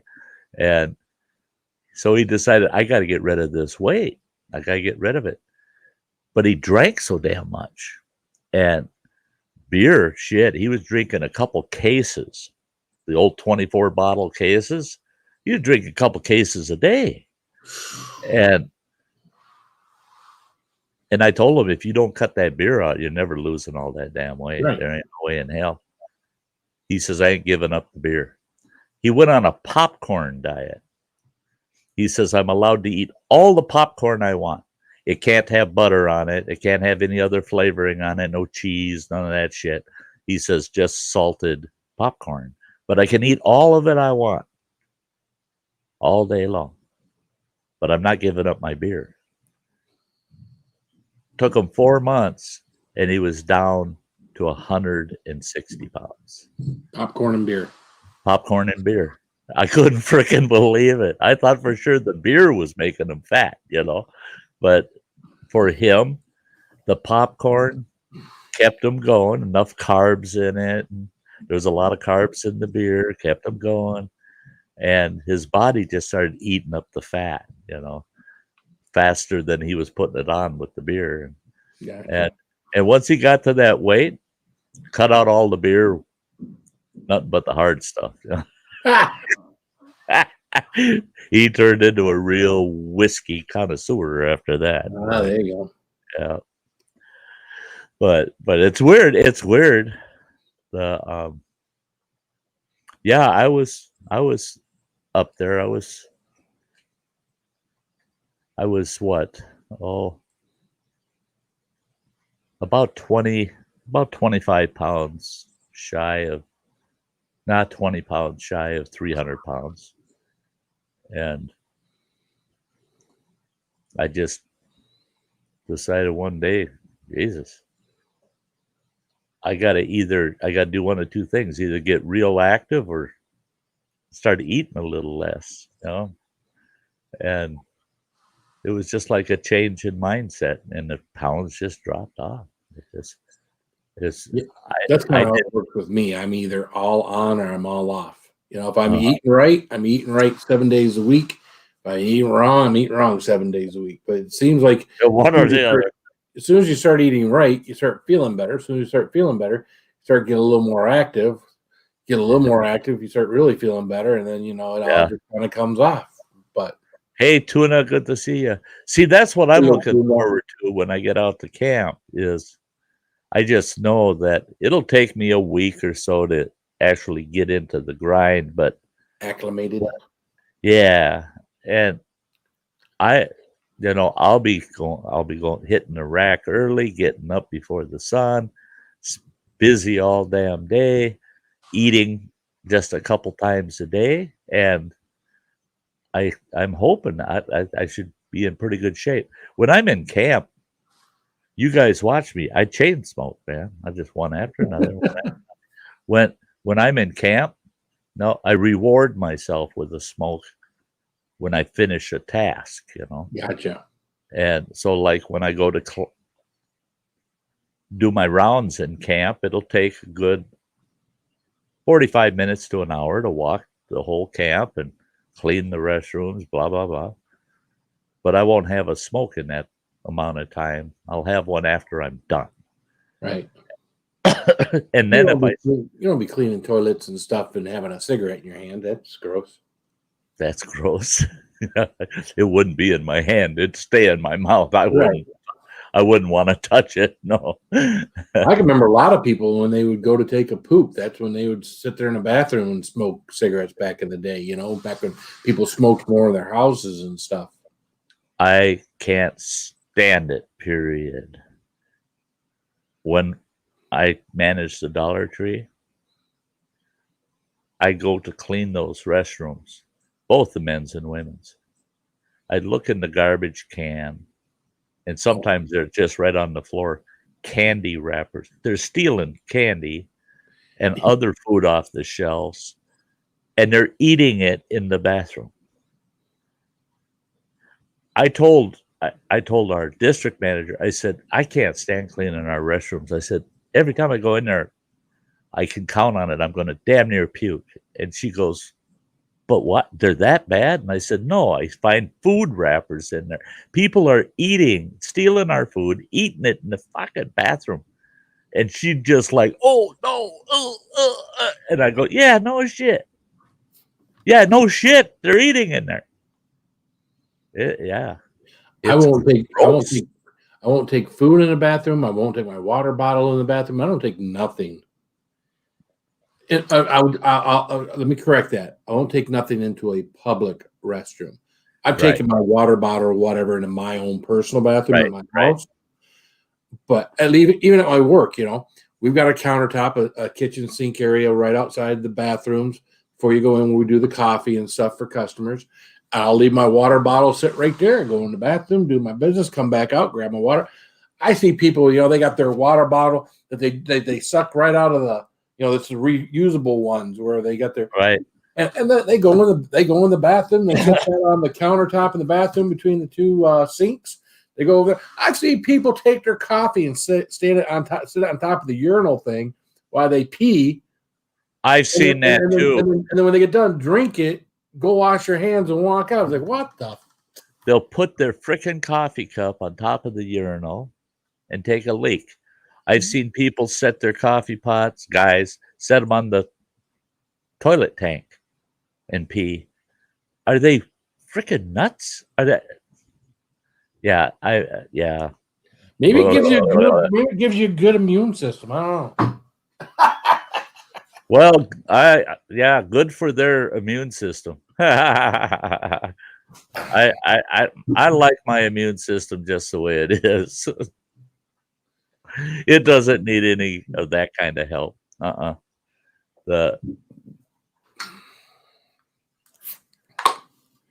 Yeah, I mean, I like to think I'm a pretty clean person for the most part when it comes to that kind of stuff.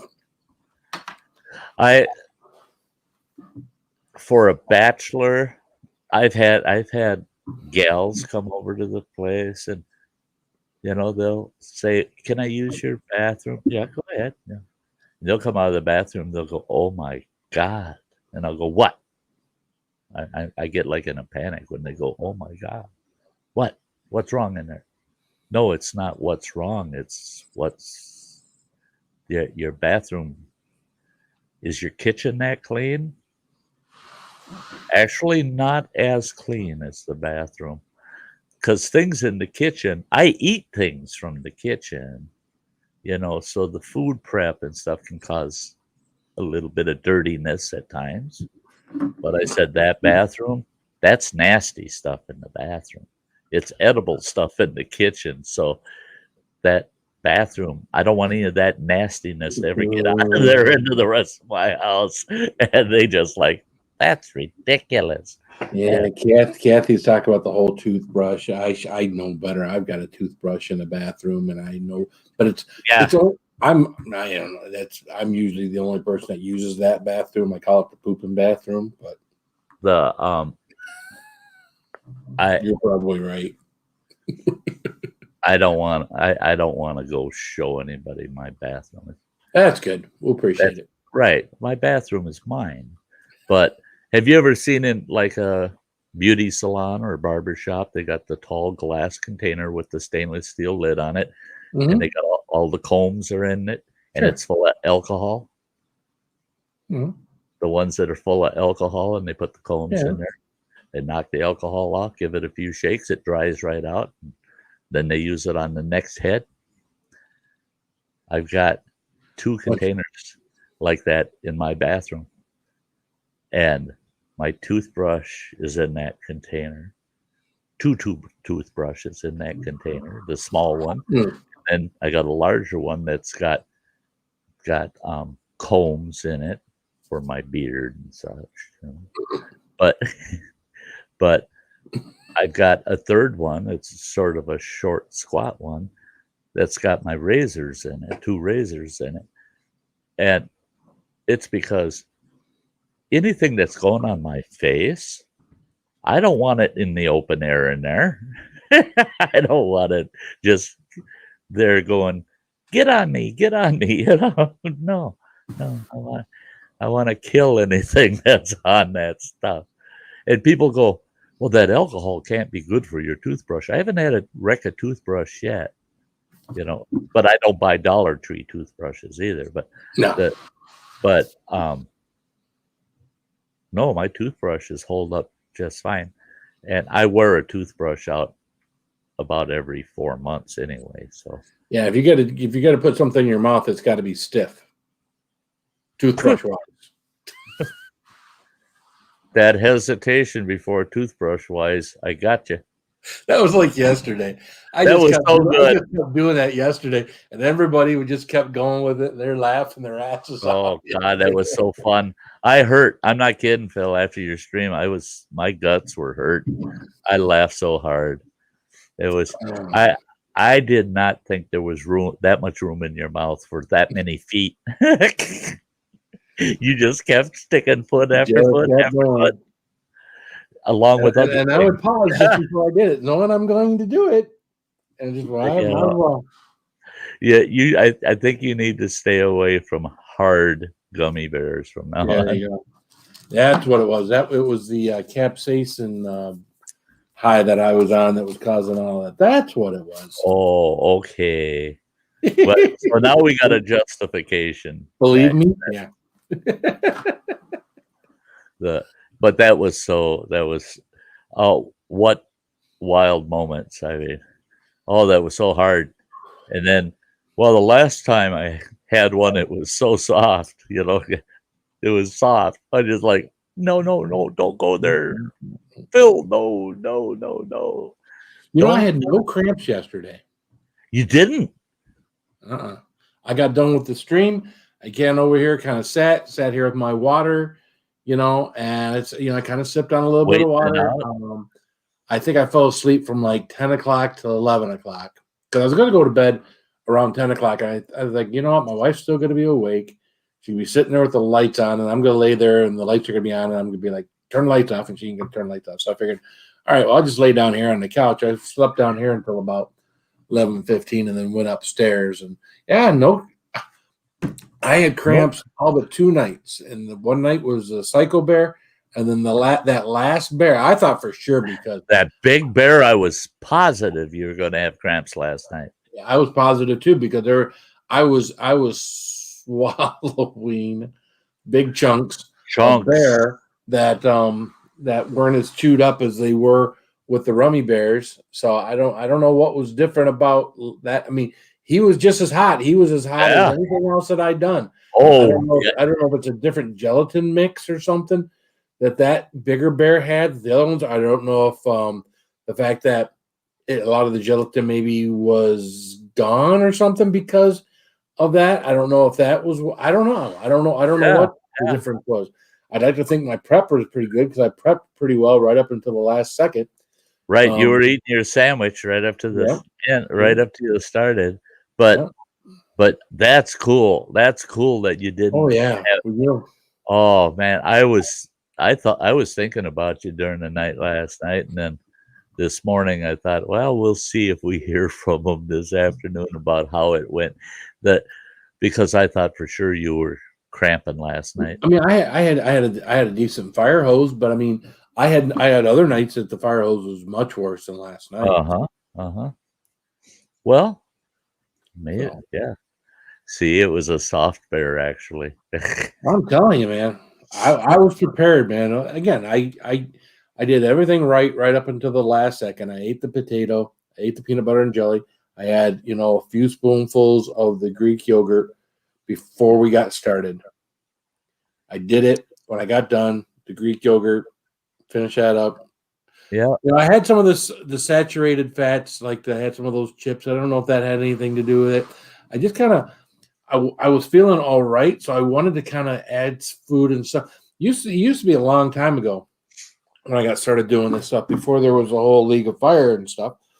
I'd do something at work, and I'd do a challenge or something, and then I would have like a chicken sandwich to eat after because I would layer it between things. Right. I never really had any cramps then. Now, again, I don't know that I was eating things as hot as I am now. Right. But that was kind of the whole idea before was, have a little try to layer stuff and put that hot stuff in between stuff. And then that was that used to work. I don't know. That could, mm-hmm. It makes sense, Right? It sounds like it makes sense, right? Yeah. I always wondered about that too, is if you get that stuff in your stomach, and if you don't have something under it and something on top of it, then where it ends up, it's got all your stomach above it to affect. Where if you layer it, it's only a ring of fire kind of going down to your stomach instead of spreading all over. Nothing to inhibit it from traveling. People with reflux should not do this shit.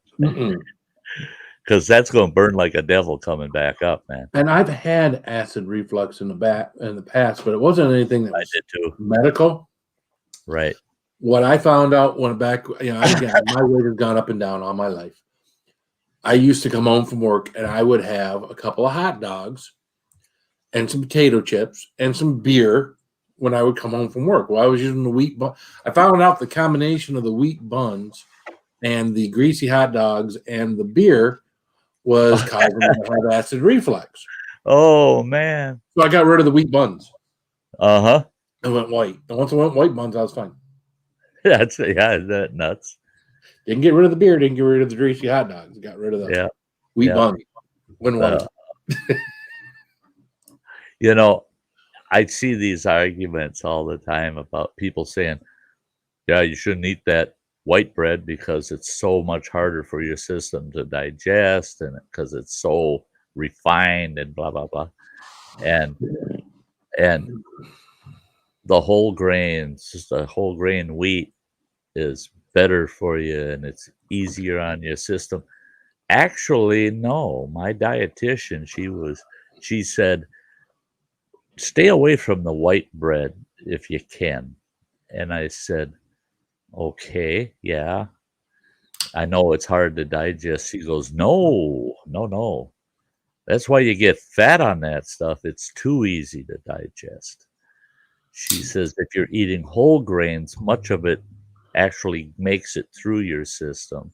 And that fiber, the whole grain fiber, helps you be regular, right? Where the white breads, it pulls all of the sugars and carbs and starches out of that white flour right into your system. It digests too quick and too easy, where coarse grains don't. And she said, so it's harder to digest. And she was suggesting the same thing. You can end up with heartburn and or acid reflux from too many whole grains. And so what you're saying made perfect sense.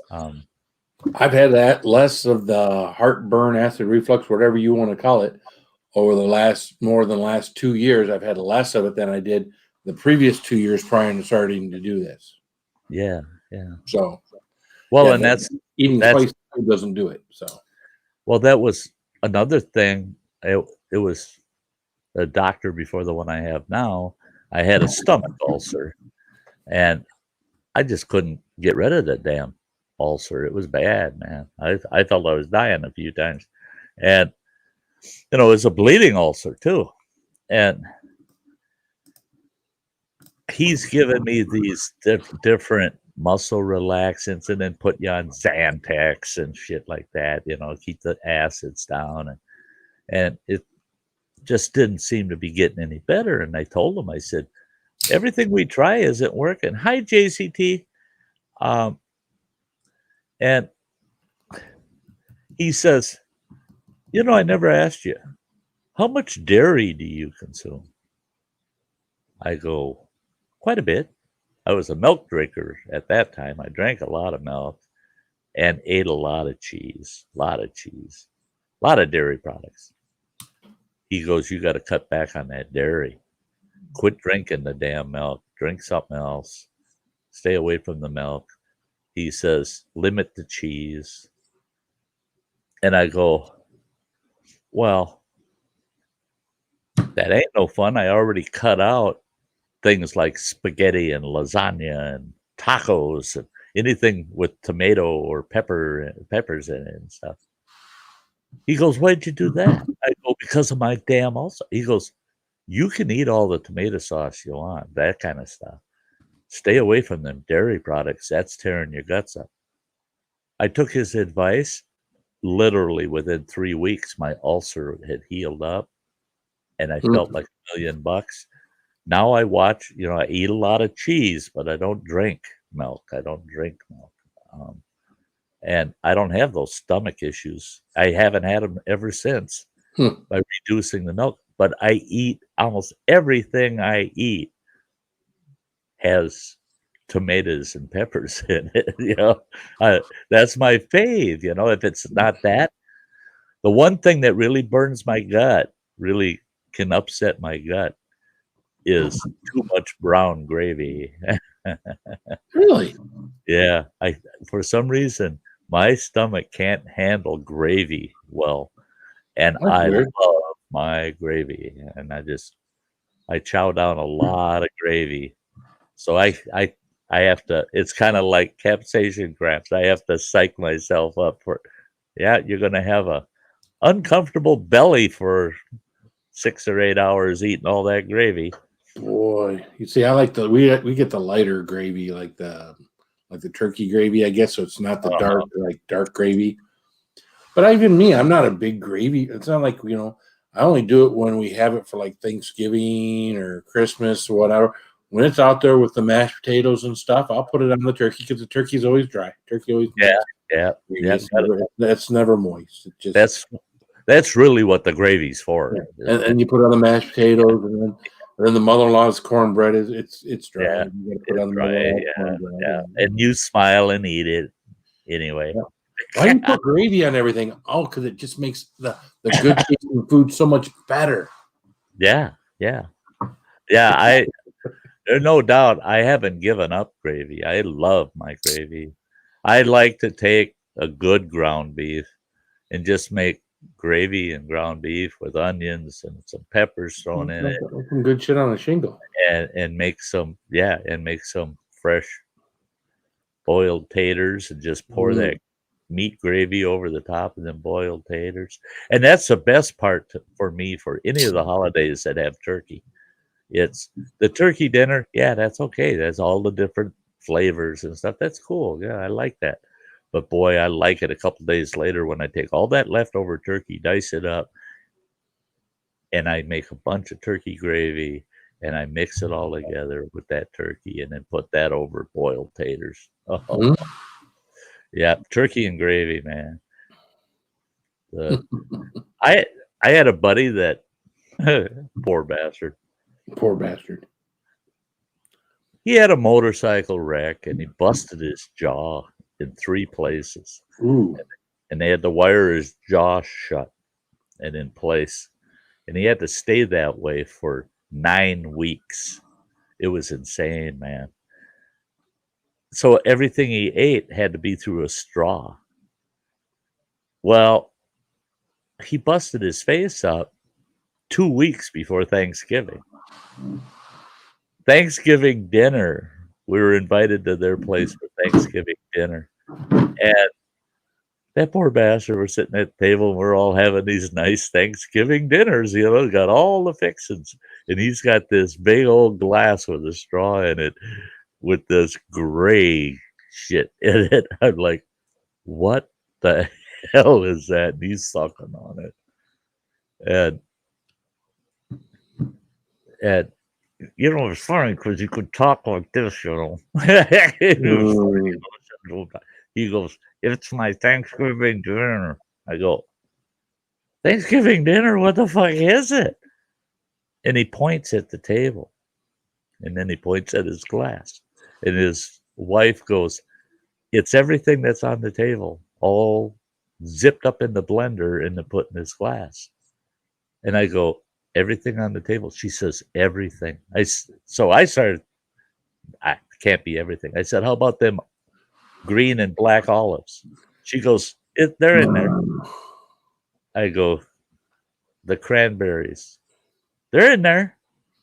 Sweet potatoes, they're in there. Mashed potatoes, gravy, turkey, it's all in there. And she says, try it. I said, are you freaking crazy? She says, take your spoon and scoop a little out and just taste it. So I did. The texture was just like, oh my God, no. And I whooshed that around my mouth and swallowed. And my first breath, I tasted everything. It tasted like all the food on the table smelled. I mean, really? The taste was amazing. I could taste the dressing. I could taste the potatoes and gravy. I could taste the turkey. I could taste the cranberries. I could taste the olives. Everything was in there. All those flavors were actually in there. And they weren't, it's like the flavors weren't fighting each other. And I'm just like, oh my God. Good night, neighbor girl. Good night, neighbor girl. But hey, give me a second. I got to go to the little sailor's room. Little sailor's room. That's, yeah. Oh, gosh almighty. I don't think, though, that, if I had to eat soft like that guy had to for 9 weeks, I guess you do what you got to do. But I wasn't so thrilled with the fact that I never even thought about how's that guy eat, because he couldn't move his jaws. They're wired together, man.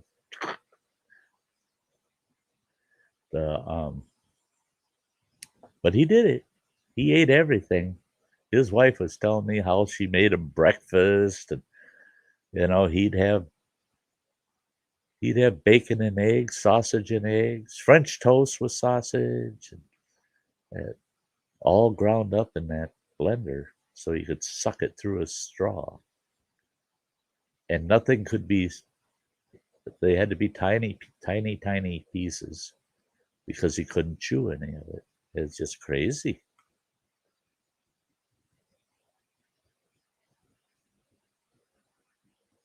Yep.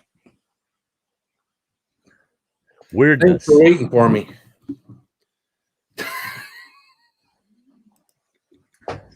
That was quick, man. Ah. That was quick. I'd have to clean my bathroom if I went that quick. Probably have to change my socks too.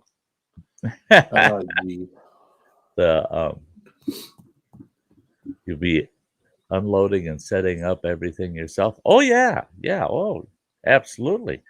And I got it. Camp Mater D out there to help you. Yeah, I wish. You know,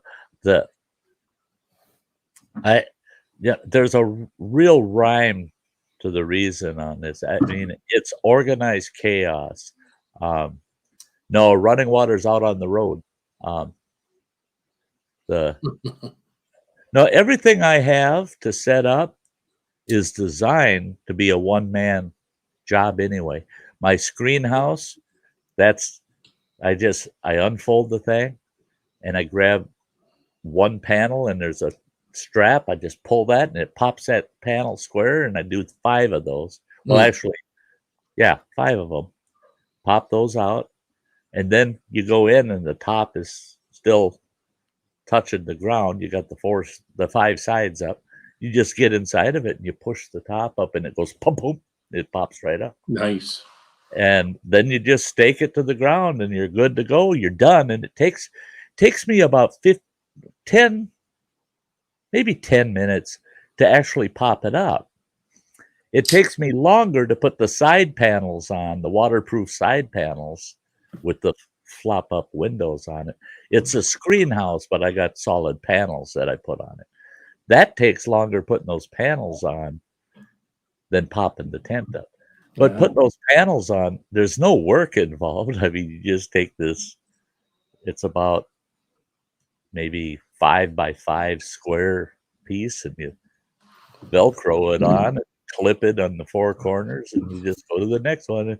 It's pretty casual kind of effort.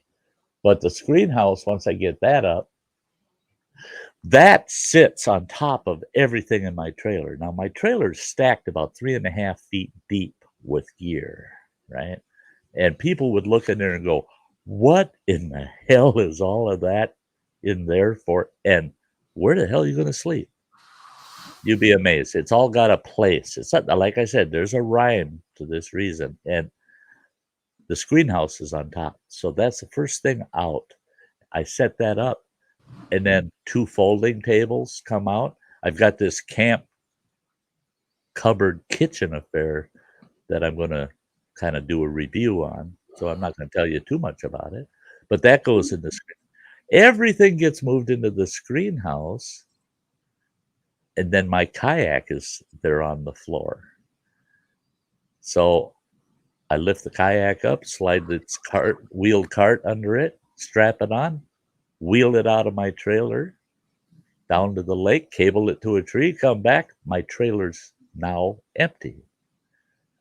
Now that shit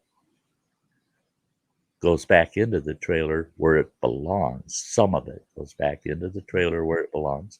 Stuff out of my truck. Once I'm all set up, then my electronics and my audio video equipment, that comes out of the truck and goes into the trailer. So there's a definite rhyme and reason to it, but I figure it'll take me probably about 4 to 5 hours to have camp set up. I may not have my canopy completely set up that first day. I might say that, do it the next day. And a lot of it depends on weather. Hey, good night, Mike. Good night, Mike. Thanks for hanging around, buddy. Yep. Try not to die in your sleep, okay, Mike? Yeah, please. Yeah. Yeah. If you're going to do that, do it live so that exactly. so it goes viral, you know? Yeah, at least give us the benefit of seeing it. I don't know if you can see the benefit of dying in your sleep, but either way. Yeah, I don't know if actually dying in your sleep is probably the nicest way to go compared to live, but yeah. Would you call that a live stream or a dead stream? I've got a Sty Times. But we're gonna go down that road. I got a Sty Times topic titled "Dead Man Streaming." Oh, you do? Yeah, we're gonna have fun with that one someday. Mike says he's not that fucking lucky. Yeah, bee lady, I've got videos. Summer before last. I don't think I had any last summer severe storms, but summer before last, hailstorms, a downpour. I mean, where my campsite had 2 to 5 inches of standing water, and I was bone dry sitting in the screen house filming out the front door at these storms, these deluges. That screen house is awesome. It is awesome. I love it. Stays bone dry in there. Yeah. The wasabi flavored peas. Yep. What the hell is wrong with people? Yeah, it's a dried out. They're like little corn nuts, but not so fucking hard. Hey, make some pea soup with them. Not that kind of peas. They're green. They're the green peas, Yeah. It's an Asian thing. You wouldn't understand. I know what you use those for. That you use those to catch grizzly bears. There you go. Yeah. Everybody knows the story. You dig a big pit and you put campfire ashes down in the bottom of that pit, and then you take a container of those peas and you put them around the hole. And when the bear comes up to eat them peas, you run up behind him, kick him while he's taking a pea right in his ash hole. Yeah. Are they You hot? want to see something? No. You want to see something though that made me think of? I haven't tried this yet. What? Nasal napalm? It's it comes from the Pepper Palace. It's the strongest horseradish that you can get. Yeah. It's actually got a warning. I've had some. Now, I've had some. I've never done this before. I've done horseradish before, and I've done wasabi before, but I've never done nasal napalm. I've had some super hot radish sauces in the past. I used to, well, I still do a lot of the times. When I have prime rib, I like horseradish with my prime rib. Yeah. And I've had some horseradish sauces that I swear to God they put kerosene or gasoline in it. Ooh. Uh-huh. Oh my Lord. Oh. I guarantee you that if my mother was still alive, she'd take that shit and spread it on toast and just love it. This is gonna take your breath away right here. Uh-huh. Yeah. That's gonna light you up.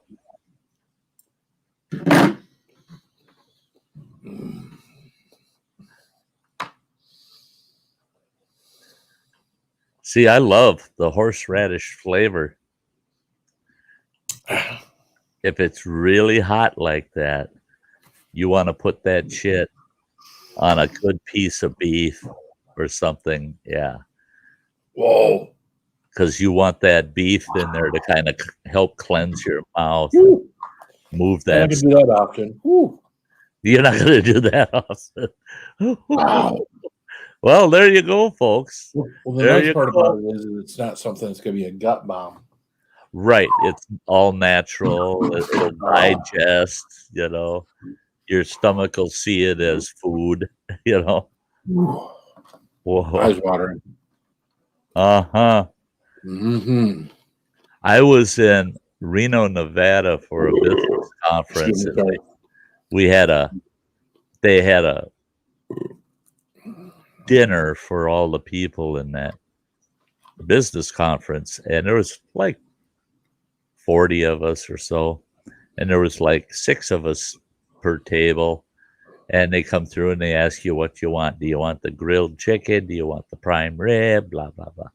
Well, everybody at our table, we want the prime rib, Sure. While we're waiting for our steaks to come out, they got these big baskets of all these biscuits and rolls and stuff. And this guy sitting next to me, he grabs this soft roll out of this basket and he breaks it in half and takes his knife.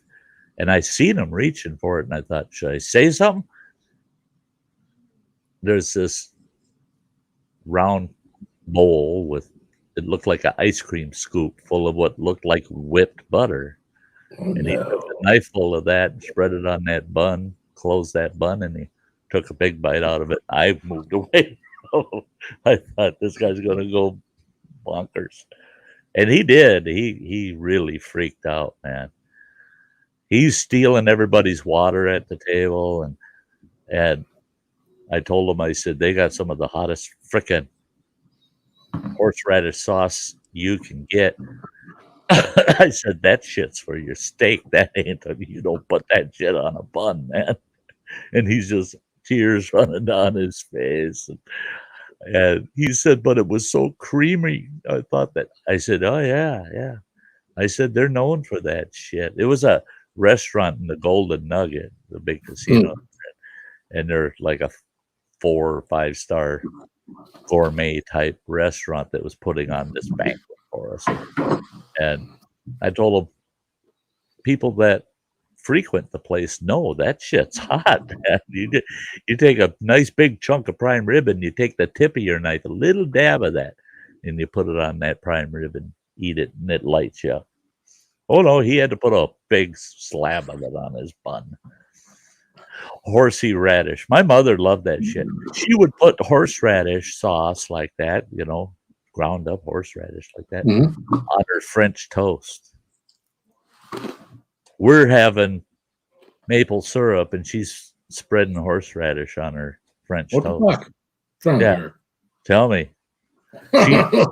She ate mustard. She'd have leftover French toast. She'd have a mustard French toast sandwich. Take French toast and put mustard on it, put another slice on it, eat that as a sandwich. And then they'd wheel her back to her room and they'd yeah. If she's done eating, you can put her jacket back on her. Yeah. Holy mackerel. But she was one where you could complain all day about something that was in front of you to eat, and she'd just eat the same thing and say, there's nothing wrong with that at all.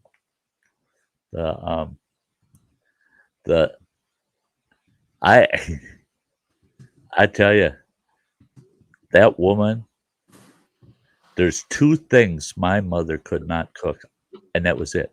Otherwise, everything she ever made was delicious, always delicious. But there were 2 things. If she said that's what was for dinner, we all just like, oh, shit. And one was pork chops. Really?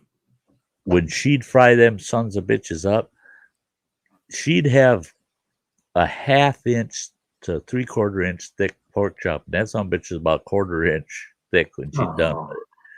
And you'd gnaw on that. I mean, it was like eating pork jerky. And we would beg her and beg her. She'd say, oh, we're going to have pork chops tonight. Can we get those in the gravy like you do, where you bake them? And because she fry the shit out of them, and then she put them in a bunch of gravy and bake it. Well, then that softened them up so you could eat the damn thing. But if she was feeling lazy, no, they're just going to be fried. Oh shit, we're going to be hungry tonight. We're going to try to eat one. And the other thing was, you did not want her fixing you a hamburger. No, octopussy. She'll take a half-pound hamburger, big thick patty, and that son of a bitch ends up being about that big around and about that thick. That's why my wife likes them. And hard as a freaking rock, dry as a button. You're choking on it. You got to drink something with every bite to get it down. She kill that hamburger so bad, and have her make anything else with hamburger, turned out perfect. Don't let her fry the hamburgers. I think it's because she'll start frying them damn things. Then she'll decide I'm going to wash some dishes, or I'm going to clean the fridge out, and then go, oh, the burgers.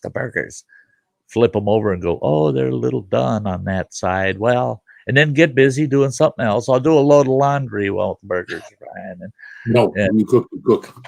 Yeah, she just cooked the shit out of them. And that's bad. Especially if it's something's, I mean, I don't know about other people, but pork chops aren't an everyday or an every week thing. So you get pork chops, you gotta cook those things just right. You gotta sear them on each side to help hold in the juices, then cook them. Oh man, and again, my mom used to cook them when I was a kid. Now my wife and the kids here, we do like a pork loin. We don't do pork chops. But there were times when we used to go back to Outback Steakhouse, and I usually reserve myself when I go to places like Outback or some of these local restaurants that are nicer, where whenever I go to one of these places, I get a steak, right? Because I don't eat steak very often. So when I go there, I get that. Oh, but for a while there, I was getting, Outbacks, I was getting their pork chops with the marmalade sauce. Oh, so good. So good. Yeah, Mictobus, I totally understand that. My mother wasn't worried that we were going to get sick from anything undercooked. It's just, but yeah, she overcooked everything too. Yeah.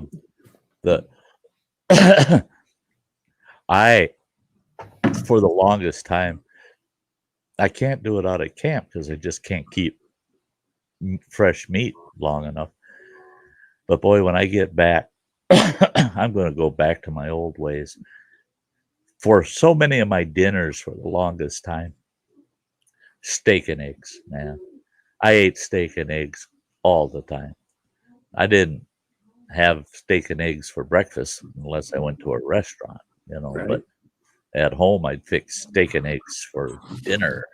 So I'd fry up some hash browns, and I'd fry up like 4 jumbo eggs, and I grill myself a nice breakfast steak, and I could get them in the local store here. They shut that damn mom and pop store down, but I could go there and I could get like 8 of those awesome sirloin breakfast steaks, 8 of them for like $7. And so they're like $1 a piece. That's a cheap meal, man. Sure. 4 eggs, hash browns, and that nice steak. And they were good sized steaks. And I miss that shit. I think I want to start doing that again. Got it. Now it makes me. Do I have a steak in the freezer? I wonder. I haven't had a steak probably in about 3 weeks or so. Although when I went out last time, I'm trying to think. The last time we went out, I think I did have steak the last time we went out. I just gotta remember when I have steak when I go out, I've got to eat a vegetable or something with it, because too often I have a potato with it, and when I have potato or fries or something with it, the combination of those two things just sits so heavy in your stomach, makes me miserable. You mentioned Outback, and they're the ones with the bloomin' onion, right? Oh, and every time I went to Outback, they had I don't know if they still, because I haven't been to an Outback 5-6 years. Oh, fuck. The closest one to me is Minneapolis, for God's sakes. That's 240 miles from here. Oh, wow. Yeah. And Understood. Every time when we lived down that way, we went to Outback. We tried to go once a month, and that was kind of our special thing to do. And they had at that time they had this sirloin ball steak that was to die for, man. There's no way in hell you needed steak sauce or anything with that bugger. It was so flavorful and tender. But I got one of them bloomin' onions, and my ex-wife was always, "You gonna share that with me?" Hell no, no. Oh, excuse me, but COVID blast. That's right. I ain't worried about it. I got the shot. I just pass it now. I don't catch it. But another thing that they had that I just loved was their French onion soup at Outback. Oh God, I miss that. Thank you, lady. Yeah. Oh, I tell you what, I'm a terrible sneezer, man. Hopefully that's the only one for tonight. Sometimes I like to sneeze. I like to just get it out. I'm loud sneezer. So when I sneeze, it's loud. If it's 1, 2, whatever it is, and then I just want to get it all out of my system. I'm not. My wife is one of these things where she goes, yeah. I'm like, what the fuck is that? I so many squeakers. I've seen so many. I feel like she makes the noise just because she feels like she's got to make the noise. Because I mean, it's just like chew. Yeah. And I'm like, what are you chewing about? What? Yeah, what are you chewing now? I'm like you, and my neighbor, he swears up and down he never hears me. That he doesn't hear my television. When I'm not on YouTube, man, I'm watching movies and shit, and I got it on surround sound cranked up. And sometimes it shakes the shit on the shelves. And he said, he swears up and down, I never hear your TV, never hear anything. He said, but I can hear you sneeze. He says, God almighty, man, you must blow shit right off your tables and stuff when you sneeze. I said, I don't hold back, man. Get out of the way when I sneeze. They say that a strong sneeze will travel 12 to 15 feet. I think I'm a 30-footer. I'm pretty sure of it. Yeah. I sneeze so freaking hard. Now, like there are times when I'll string some together, 5 or 6. It's like, like, what the hell is going on when I do that? But most of mine are just like 1 or 2 great big sneezes and it's done and over with. See, I'll have those. Usually it's one like that if it's just a tickle in the nose kind of deal. Right. But there's times where I'll sneeze 2 or 3 times in a row, and then it's just like, holy God, wow, that took some effort. But I'll get on one of those tangents where I'll sneeze 5, 6 times, and I'll get about a 2-minute break, and then I'll 5, 6 times again. And it's physically wearing the shit out of me. I mean, where I'm just, it's like I've been beat up. Holy God almighty. It was really bad. It was really bad. When I was a very young man, if I felt a little amorous, or a little excited, I would fucking sneeze. Oh, yeah, that's right. You've told this before. My ex-wife, when we first met, after we knew each other a while, and she figured out the sneezing, to her at that time, it was pretty damn funny, She goes, I'd sneeze and she'd go, oh, you've got some ideas, don't you, Well, later in our marriage, like 30 years later, I had gotten well beyond that, where I didn't sneeze just because I had a few ideas, I could watch porn and not sneeze. But whenever I sneezed, it didn't matter where it was. If I sneezed in church, it wouldn't matter. My wife would look at me and she'd go, "You filthy old man." I told what I had to sneeze. "Oh, I know what you're thinking about." That was 30 years ago. I don't do that anymore. "Oh, sure, you filthy old man. I know what you're thinking." It was terrible, man. I could not sneeze around her. Still today, if I sneeze, she'll look at running water or my youngest boy and go, "Yeah, your old man. You know what he's thinking." I am not. I just got to sneeze. Hey, have a good night, Kwani. Good night, Guani. I'll just put that in the chat. Good night.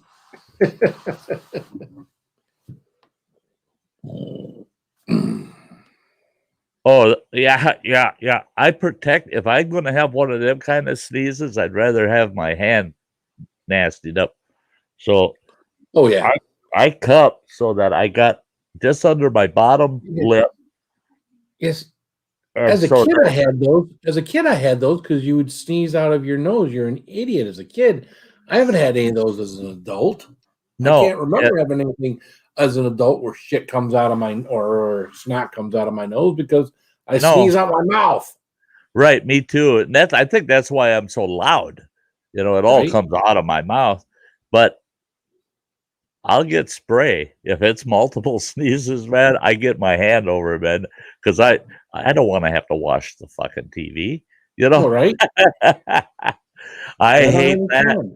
I hate that when, like, my monitor, I'll have that sitting, a computer monitor right up in front of me, and then all of a sudden I gotta sneeze. I shit. I gotta go get the cleaning wipes and stuff and clean up my monitor. Yeah, I've sprayed that bugger, didn't I? You had a bad sneeze when you got to clean your glasses afterwards because you got a little blowback on the glasses. That's a good one. Yeah.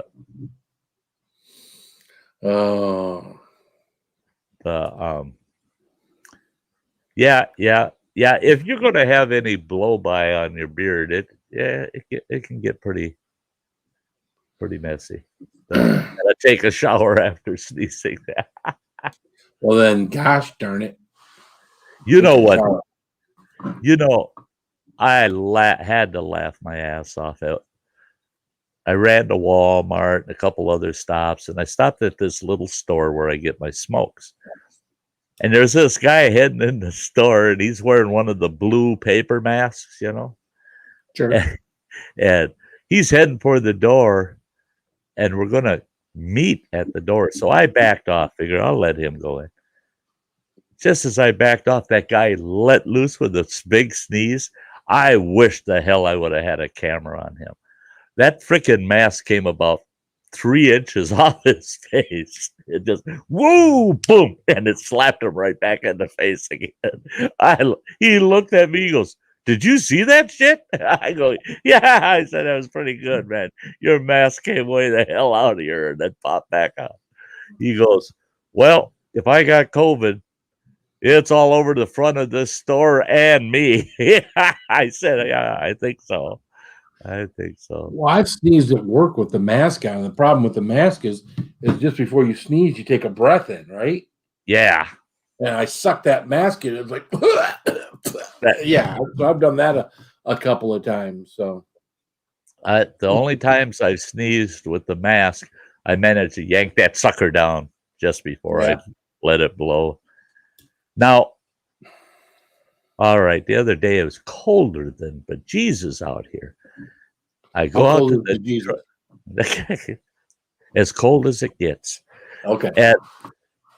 And I'm out here messing around, and I needed to put windshield washer in my truck.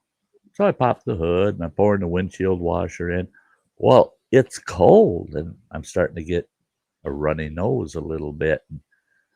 I thought, well, I'll warm up in the truck. Well, I jumped in the truck, went straight out to Walmart.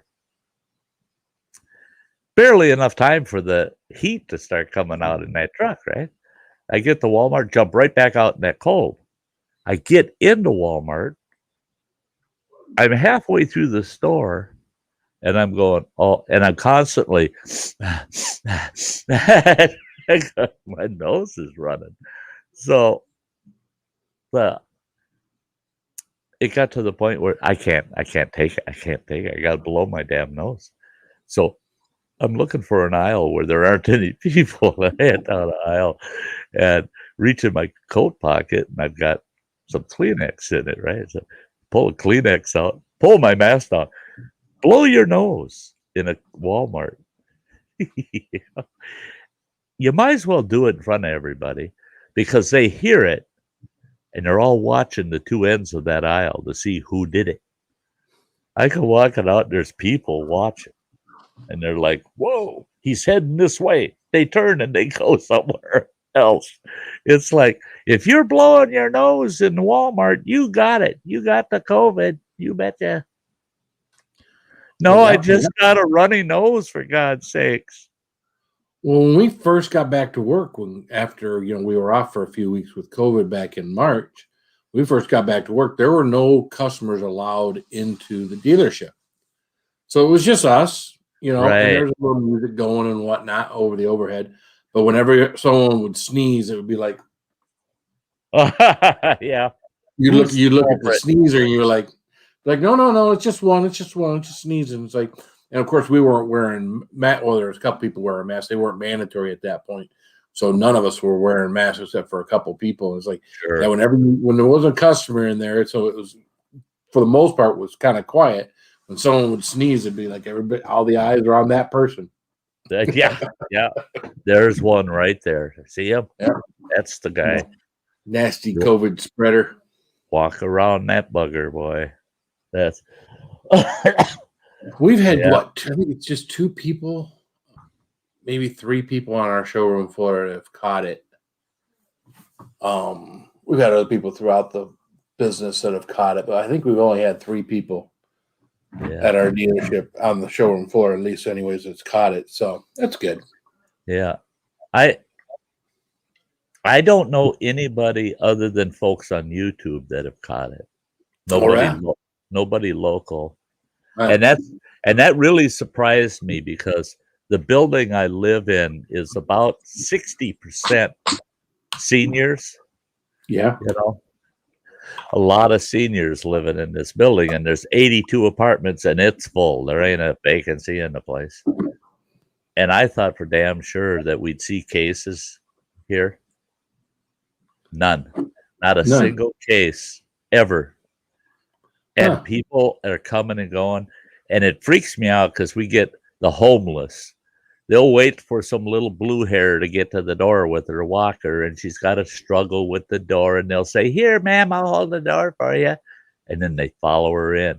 And then them suckers are sleeping in our stairwells and shit, And when I find them, I escort them right to the door, man. You're the hell out of here. But none of them are wearing masks. They're just homeless people, Right. Wandering around out there. They ain't wearing no damn masks. They only wear the mask to go down to the drug center down here to get their, their fix. But I thought for sure they'd be spreaders, Nobody in the building.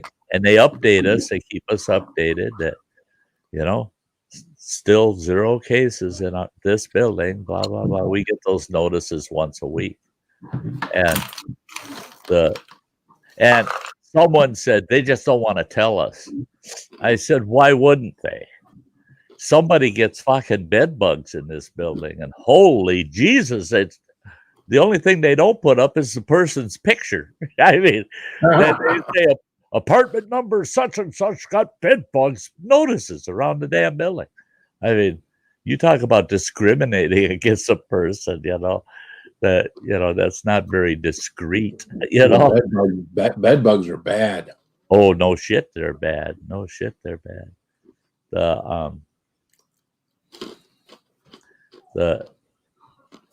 Yeah, the flu cases dropped to 0. And my doctor said that there's only one flu case now, and that's COVID. You know, she said that our clinic, she won't, unless you tested positive with COVID and you've got those symptoms, it's titled as flu. You've got a case of the flu. Yeah. She said that they want them to more or less blanket the title, you know, across. If those symptoms are there, even though they haven't tested positive, then it must be COVID. And she said she won't. She's not going to call it something she can't actually put a finger on. She said if there's no positive return on the COVID test with someone with symptoms, she said, and we do follow-up, you know, we do one COVID test, wait a few days, do another. And she said if they both come back negative, but they have symptoms, then they got the flu. They got one of the other common flus. Right. And she said, and we tell them, you go home and quarantine anyway, because while you have that flu, your immune system is way down and you're susceptible to COVID.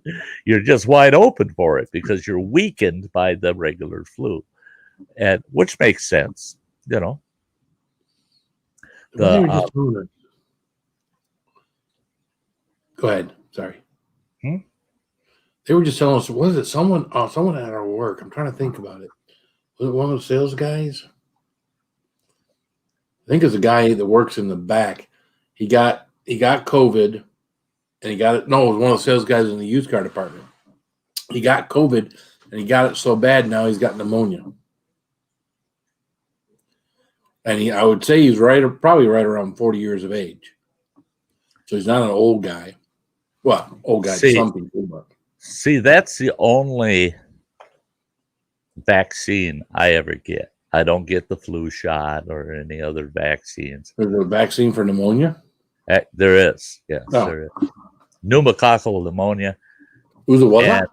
And if you're over 55 years old, it is very wise for you to get that. You only get it once every 3 years. Okay. But you will not catch that form of pneumonia that is so deadly. I mean, you know, and that's the only inoculation I get is against the pneumonia. And and I don't have lung congestion, those type of colds and things that affect my lungs so bad. And so I'm good with that one. And that's all it protects against. It's not a mix of other things. It's that one form of pneumonia. And they're saying that's the form of pneumonia these people are getting if they have an advanced hard case of COVID. That's the pneumonia they're getting. And that is bad. That can kill you. Boy, that shit will kill you. Because you drown to death is what you do. Your lungs fill with fluid and you end up literally drowning to death. But, well, there's one other shot that I have to get every once in a while. And that's my tetanus shot. Oh, I thought it was penicillin for the herpes. Hey. No. You can get used to that shit. Why get a shot for it? Okay. He's gotten used to it. He doesn't need a shot for that no more. Yeah. Just make sure your partners have it too. You know? Oh, shit. Yeah, you don't want to be spreading it. It'd be ladies like herpes. Wow. Yeah. This is going to sound funny to you guys, but in 1997, it was like right after Christmas in 96, I started feeling so fucking sick, and so did my ex-wife. We were weak, and you just had no energy, and everything ached. It just hurt. And I told her we got to go to the doc and get checked out. And so we both go to the doctor and they do some tests on us.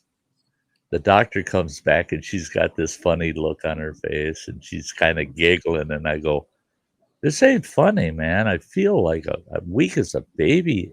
And we were both in college now, mind you, in 1997, where, we were in our late 40s. And we were in college. And we were so sick. We were afraid we were going to end up missing classes, And we were self-paid, man. We were paying our tuition, we thought, what a waste of money. If we get sick and miss too many classes, we're not going to be able to graduate. Comes back positive for mono. Both me and my ex-wife turned and looked at each other. I got it out first. Who the hell you been kissing? The doctor was laughing so hard. She said, you know how rare it is for us to see somebody in your age group with mono? They said, usually by your age, your children are beyond contracting mono. And that's usually how you end up getting it, is you got a smaller child in the house, they got mono, and they're touching their mouth and then touching your mouth. And we didn't have we had at that time, a 17-year-old in the house. That's it. So right away, sent that 17-year-old to the doctor, had her checked, and nope, she came back negative. Just the wife and I had mono. We ended up missing a whole month of college because of mono. And thank God they worked with us on it, and we did all of our studies at home. We would come in, they'd isolate us, give us a room to take our exams. We did all of our exams there at the college, and we actually listened on the phone to the lectures and the classes and stuff. And so that's cool. Yeah, so we both graduated with 3.5 averages, even missing a whole stinking month. I mean, it was insane. But to catch mono when you're like 48 years old and you got to let people know why you're sick, they're just like, who have you been kissing? Damn it, kissing disease. At least you didn't say we had clap. Oh, thank you. Clap. Yeah, we don't want none of that. Okay, clap on, clap off. Yeah, no, we go with the clap. No clap. No clappy. No. Don't want to do anything that requires an applause. Yeah. Nope. No. Yeah, we had to be careful when we were in the military about catching all that stuff. But they were usually pretty good about the places that we went, and all that good stuff. So, but there's a lot of guys who go through those places. So, yeah. Yep. So, yeah, I've never had pneumonia. I don't get the flu very often. I'm pretty lucky. I used to always think that it was all the shots they gave me when I was in the Marine Corps. 'Cause we got plenty of shots every time they sent you. Oh yeah. They sent you across the street. They give you a fucking shot. My first cousin, I don't even remember what his rank was, but he was a military psychologist in psychological. His division specialized in psychological warfare. Mm-hmm. And what the hell? I can't remember that drug lord that down in South America they went after, where they blasted that son of a bitch with music for weeks and literally drove the guy nuts. My cousin was one of the top dogs in setting that up. Oh, he could drive you nuts. If he wanted to, he could drive you nuts. He's trained to do it. Well, they sent his ass down somewhere on the Amazon with this group of special forces characters on this specific survival kind of training deal. The freaking shots they gave him. Holy God Almighty! Because they're going to spend like 6 weeks in the jungle down there, Amazon jungle. Different, yeah, malaria, all that. Yeah, all that nasty shit. It's like he said, everything down there wants to eat you. You're just food and fertilizer. That's all you are, is food and fertilizer. And he said, so they give you a shot for everything. They gave him all these fucking shots, and he's telling us about all these shots that he got. And it was dozens of things these shots were protecting him against. They sent these guys down there. There was like 14 of them in this group. They sent them down there, and they gave them a week with no duty to recover from the fucking shots. Really? He said we had to wait a week before they put us out because we were recovering from all the fevers and side effects and shit from all these shots.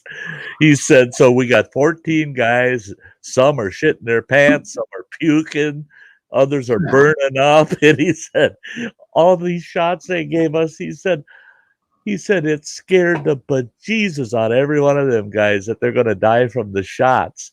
And he said, but when they briefed us on what those shots protected us against, and we saw some of that shit out in that jungle, we're going, I'm glad we got the shots.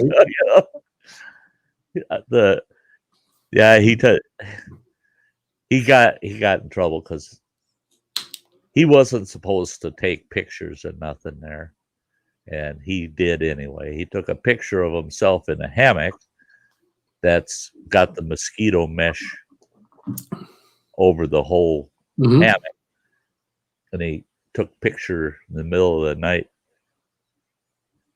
I seen bugs I had never ever seen before. I never even saw them on National Geographic. I mean, he says there is shit down in that jungle. You do not at night. You want to be in a cocoon somewhere. You would not want to be out there without cover. He says nasties, lots of them. Good night, Crazy Ann. Night, Ann. I hope your migraine goes away. Jungles they meet up with stuff you have never heard of. Oh yeah. In fact, a lot of our diseases through history, they have said, came from people digging around in some of those tropical places, and they dug something up. That there's something in the dirt, or there's something in a plant, or something that. Yeah, it's like we ain't been there. Nobody's ever found it. Don't F with it because it's gonna F you up. Yeah. You don't want to go find it. You don't go finding shit. That's for damn sure. That's right. Why go look for that shit? I mean, yeah. And I understand they go to these tropical areas like the Amazon and they look for cures to things. More power to them, people. I am so proud of them that they're willing to go do that because I ain't going. Right? Ain't happening. No, I'm staying the hell out of there. Hey guys, yeah, everybody's looks like everybody's basically wrapping it up for the evening. Hard to say, but it is a weeknight, isn't it? Oh, it is. I don't want it to be, but I got a busy day tomorrow too. That was one thing I realized today is, holy shit, I got to pay my bills because I'm not going to be here. Right. I want to come back and still have my apartment, find out, I forgot to pay the rent before I left. Oh, that'd be nice. Yeah. Yeah, right. Come back to your apartment and they've changed the locks on the doors. Right. Well, and the tail end of my career, my office, 21 staff, and they all knew. So we'd get a new employee, and it always came up. They'd ask the others. They wouldn't ask me, but they'd ask the others, "What happens? How do they tell you? How do they tell you you're fired around here?" They said, "Oh, that's easy. The whole department's a secure department. You got a pass card that gets you in the department. If it don't work, go home. You might as well just go home. If that and there's only one person that can deactivate your card, and that's Sty. So if your card's deactivated, yeah, just go home." They said, "But stop at the front desk on the way out because they'll have your check for you, and it'll come in an envelope with a big smiley face sticker on it, and it'll say have a nice day." That's why I use that in all my videos at the end. And you all have a nice day. I got so used to using it in my career that I thought, heck, it fits here too. Yep. It's time for everybody to go home. You have a nice day. But boy, I tell you what, I never had to deal with these. "You can't fire me. I quit" bullshit and that and this. That. I loved that. I just loved that. The few times I ever had to terminate anyone, I had a couple of them give me that line of shit. "You can't fire me. I quit." Well, I'm sorry. I beat you to the fucking punch because your final check is already written. You can't quit something you don't have anymore.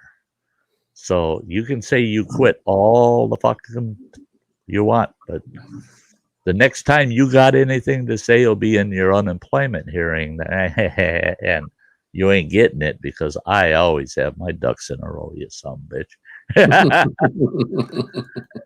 There was a couple that I let go, and I told them flat out, "I'm not going to challenge your unemployment. I just don't need you here because of issues, with their performance." Mm-hmm. And I'd wish them luck. I didn't have hard feelings against them or anything. They just didn't fit the job. They had to go. They weren't able to perform. So I'd tell them, "No, we're not going to challenge your unemployment. You file for it. When you leave here, call unemployment. Tell them you're terminated. Get things rolling." But some of them people that were just assholes needed to be fired really badly. It was just like, go ahead and try to file for unemployment. Yeah. Your file's already with our attorney, and I'm ready for the hearing. Yeah. And don't forget, have a nice day. Have a nice day. You just have a nice day. And by the way, would you like to have a chocolate on your way out?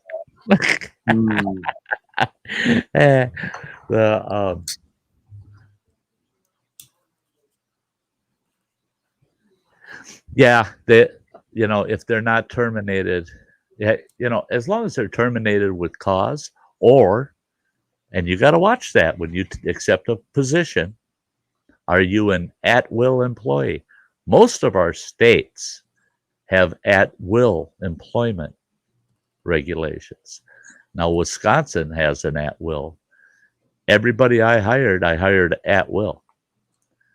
I can let you go tomorrow. You can leave tomorrow. I don't have to give you a notice. You don't have to give me a notice. You're an at-will employee, and that agreement is day by day by day by day. So when I tell you to leave, you don't get unemployment because you're just an at-will employee. But like I said, people that I felt, they're good, hard workers. They're trying their best. They just can't perform. They just can't do the job, and I got to let them go. I wouldn't challenge their unemployment. And that's another thing in this state that I do like is if you file for unemployment, your employer only has a short window to challenge it. So if your employer says, "No, I'm not going to challenge it," boom, you get your unemployment. I like that. Yep. Okay, hey guys, let's call it a night. It was a great night. Boy, we started out the night with Samantha jumping up there right away. Am I? Yeah, I'm trying. I just finally saw the personal message. but hey, guys, there's only one more round the campfire. That's next Thursday night until further notice. There's 3 more Sty times. There's tomorrow night, and then there's Monday and Wednesday until further notice. There's one more Sty Story Sunday until further notice. I will be having a stream Friday the 30th, April 30th. I'm going to start that stream at 6 p.m. Central Time, 7 p.m. Eastern. And I'm going to just let it run as long as we got a fair number of folks in the house. And that's going to be I'm heading to camp stream because I'll be leaving that following morning before the sun comes up. So I want to have one good night to say, hey, I won't see you guys for another 12 days. And then May 12th, we'll be doing live streams once a week and a lot of content. I'm going to try to get a lot of content on the channel during that time. So members will get to see some members only videos throughout the summer. You know, I should have several. So until tomorrow evening, if you guys are available at 5 p.m. Central Time, I want to thank everybody for being here. It was nice having Samantha here earlier. Nick Jones. Phil, I am so glad you popped in tonight. It was a great conversation, man. We were all over the board. All over the place. Yeah, but it was good. It was good. And I'll see all you guys soon. Love y'all. Y'all take very good care. And for Phil's sake, keep it spicy so he doesn't have to for a few days. Keep it spicy. Bye, guys.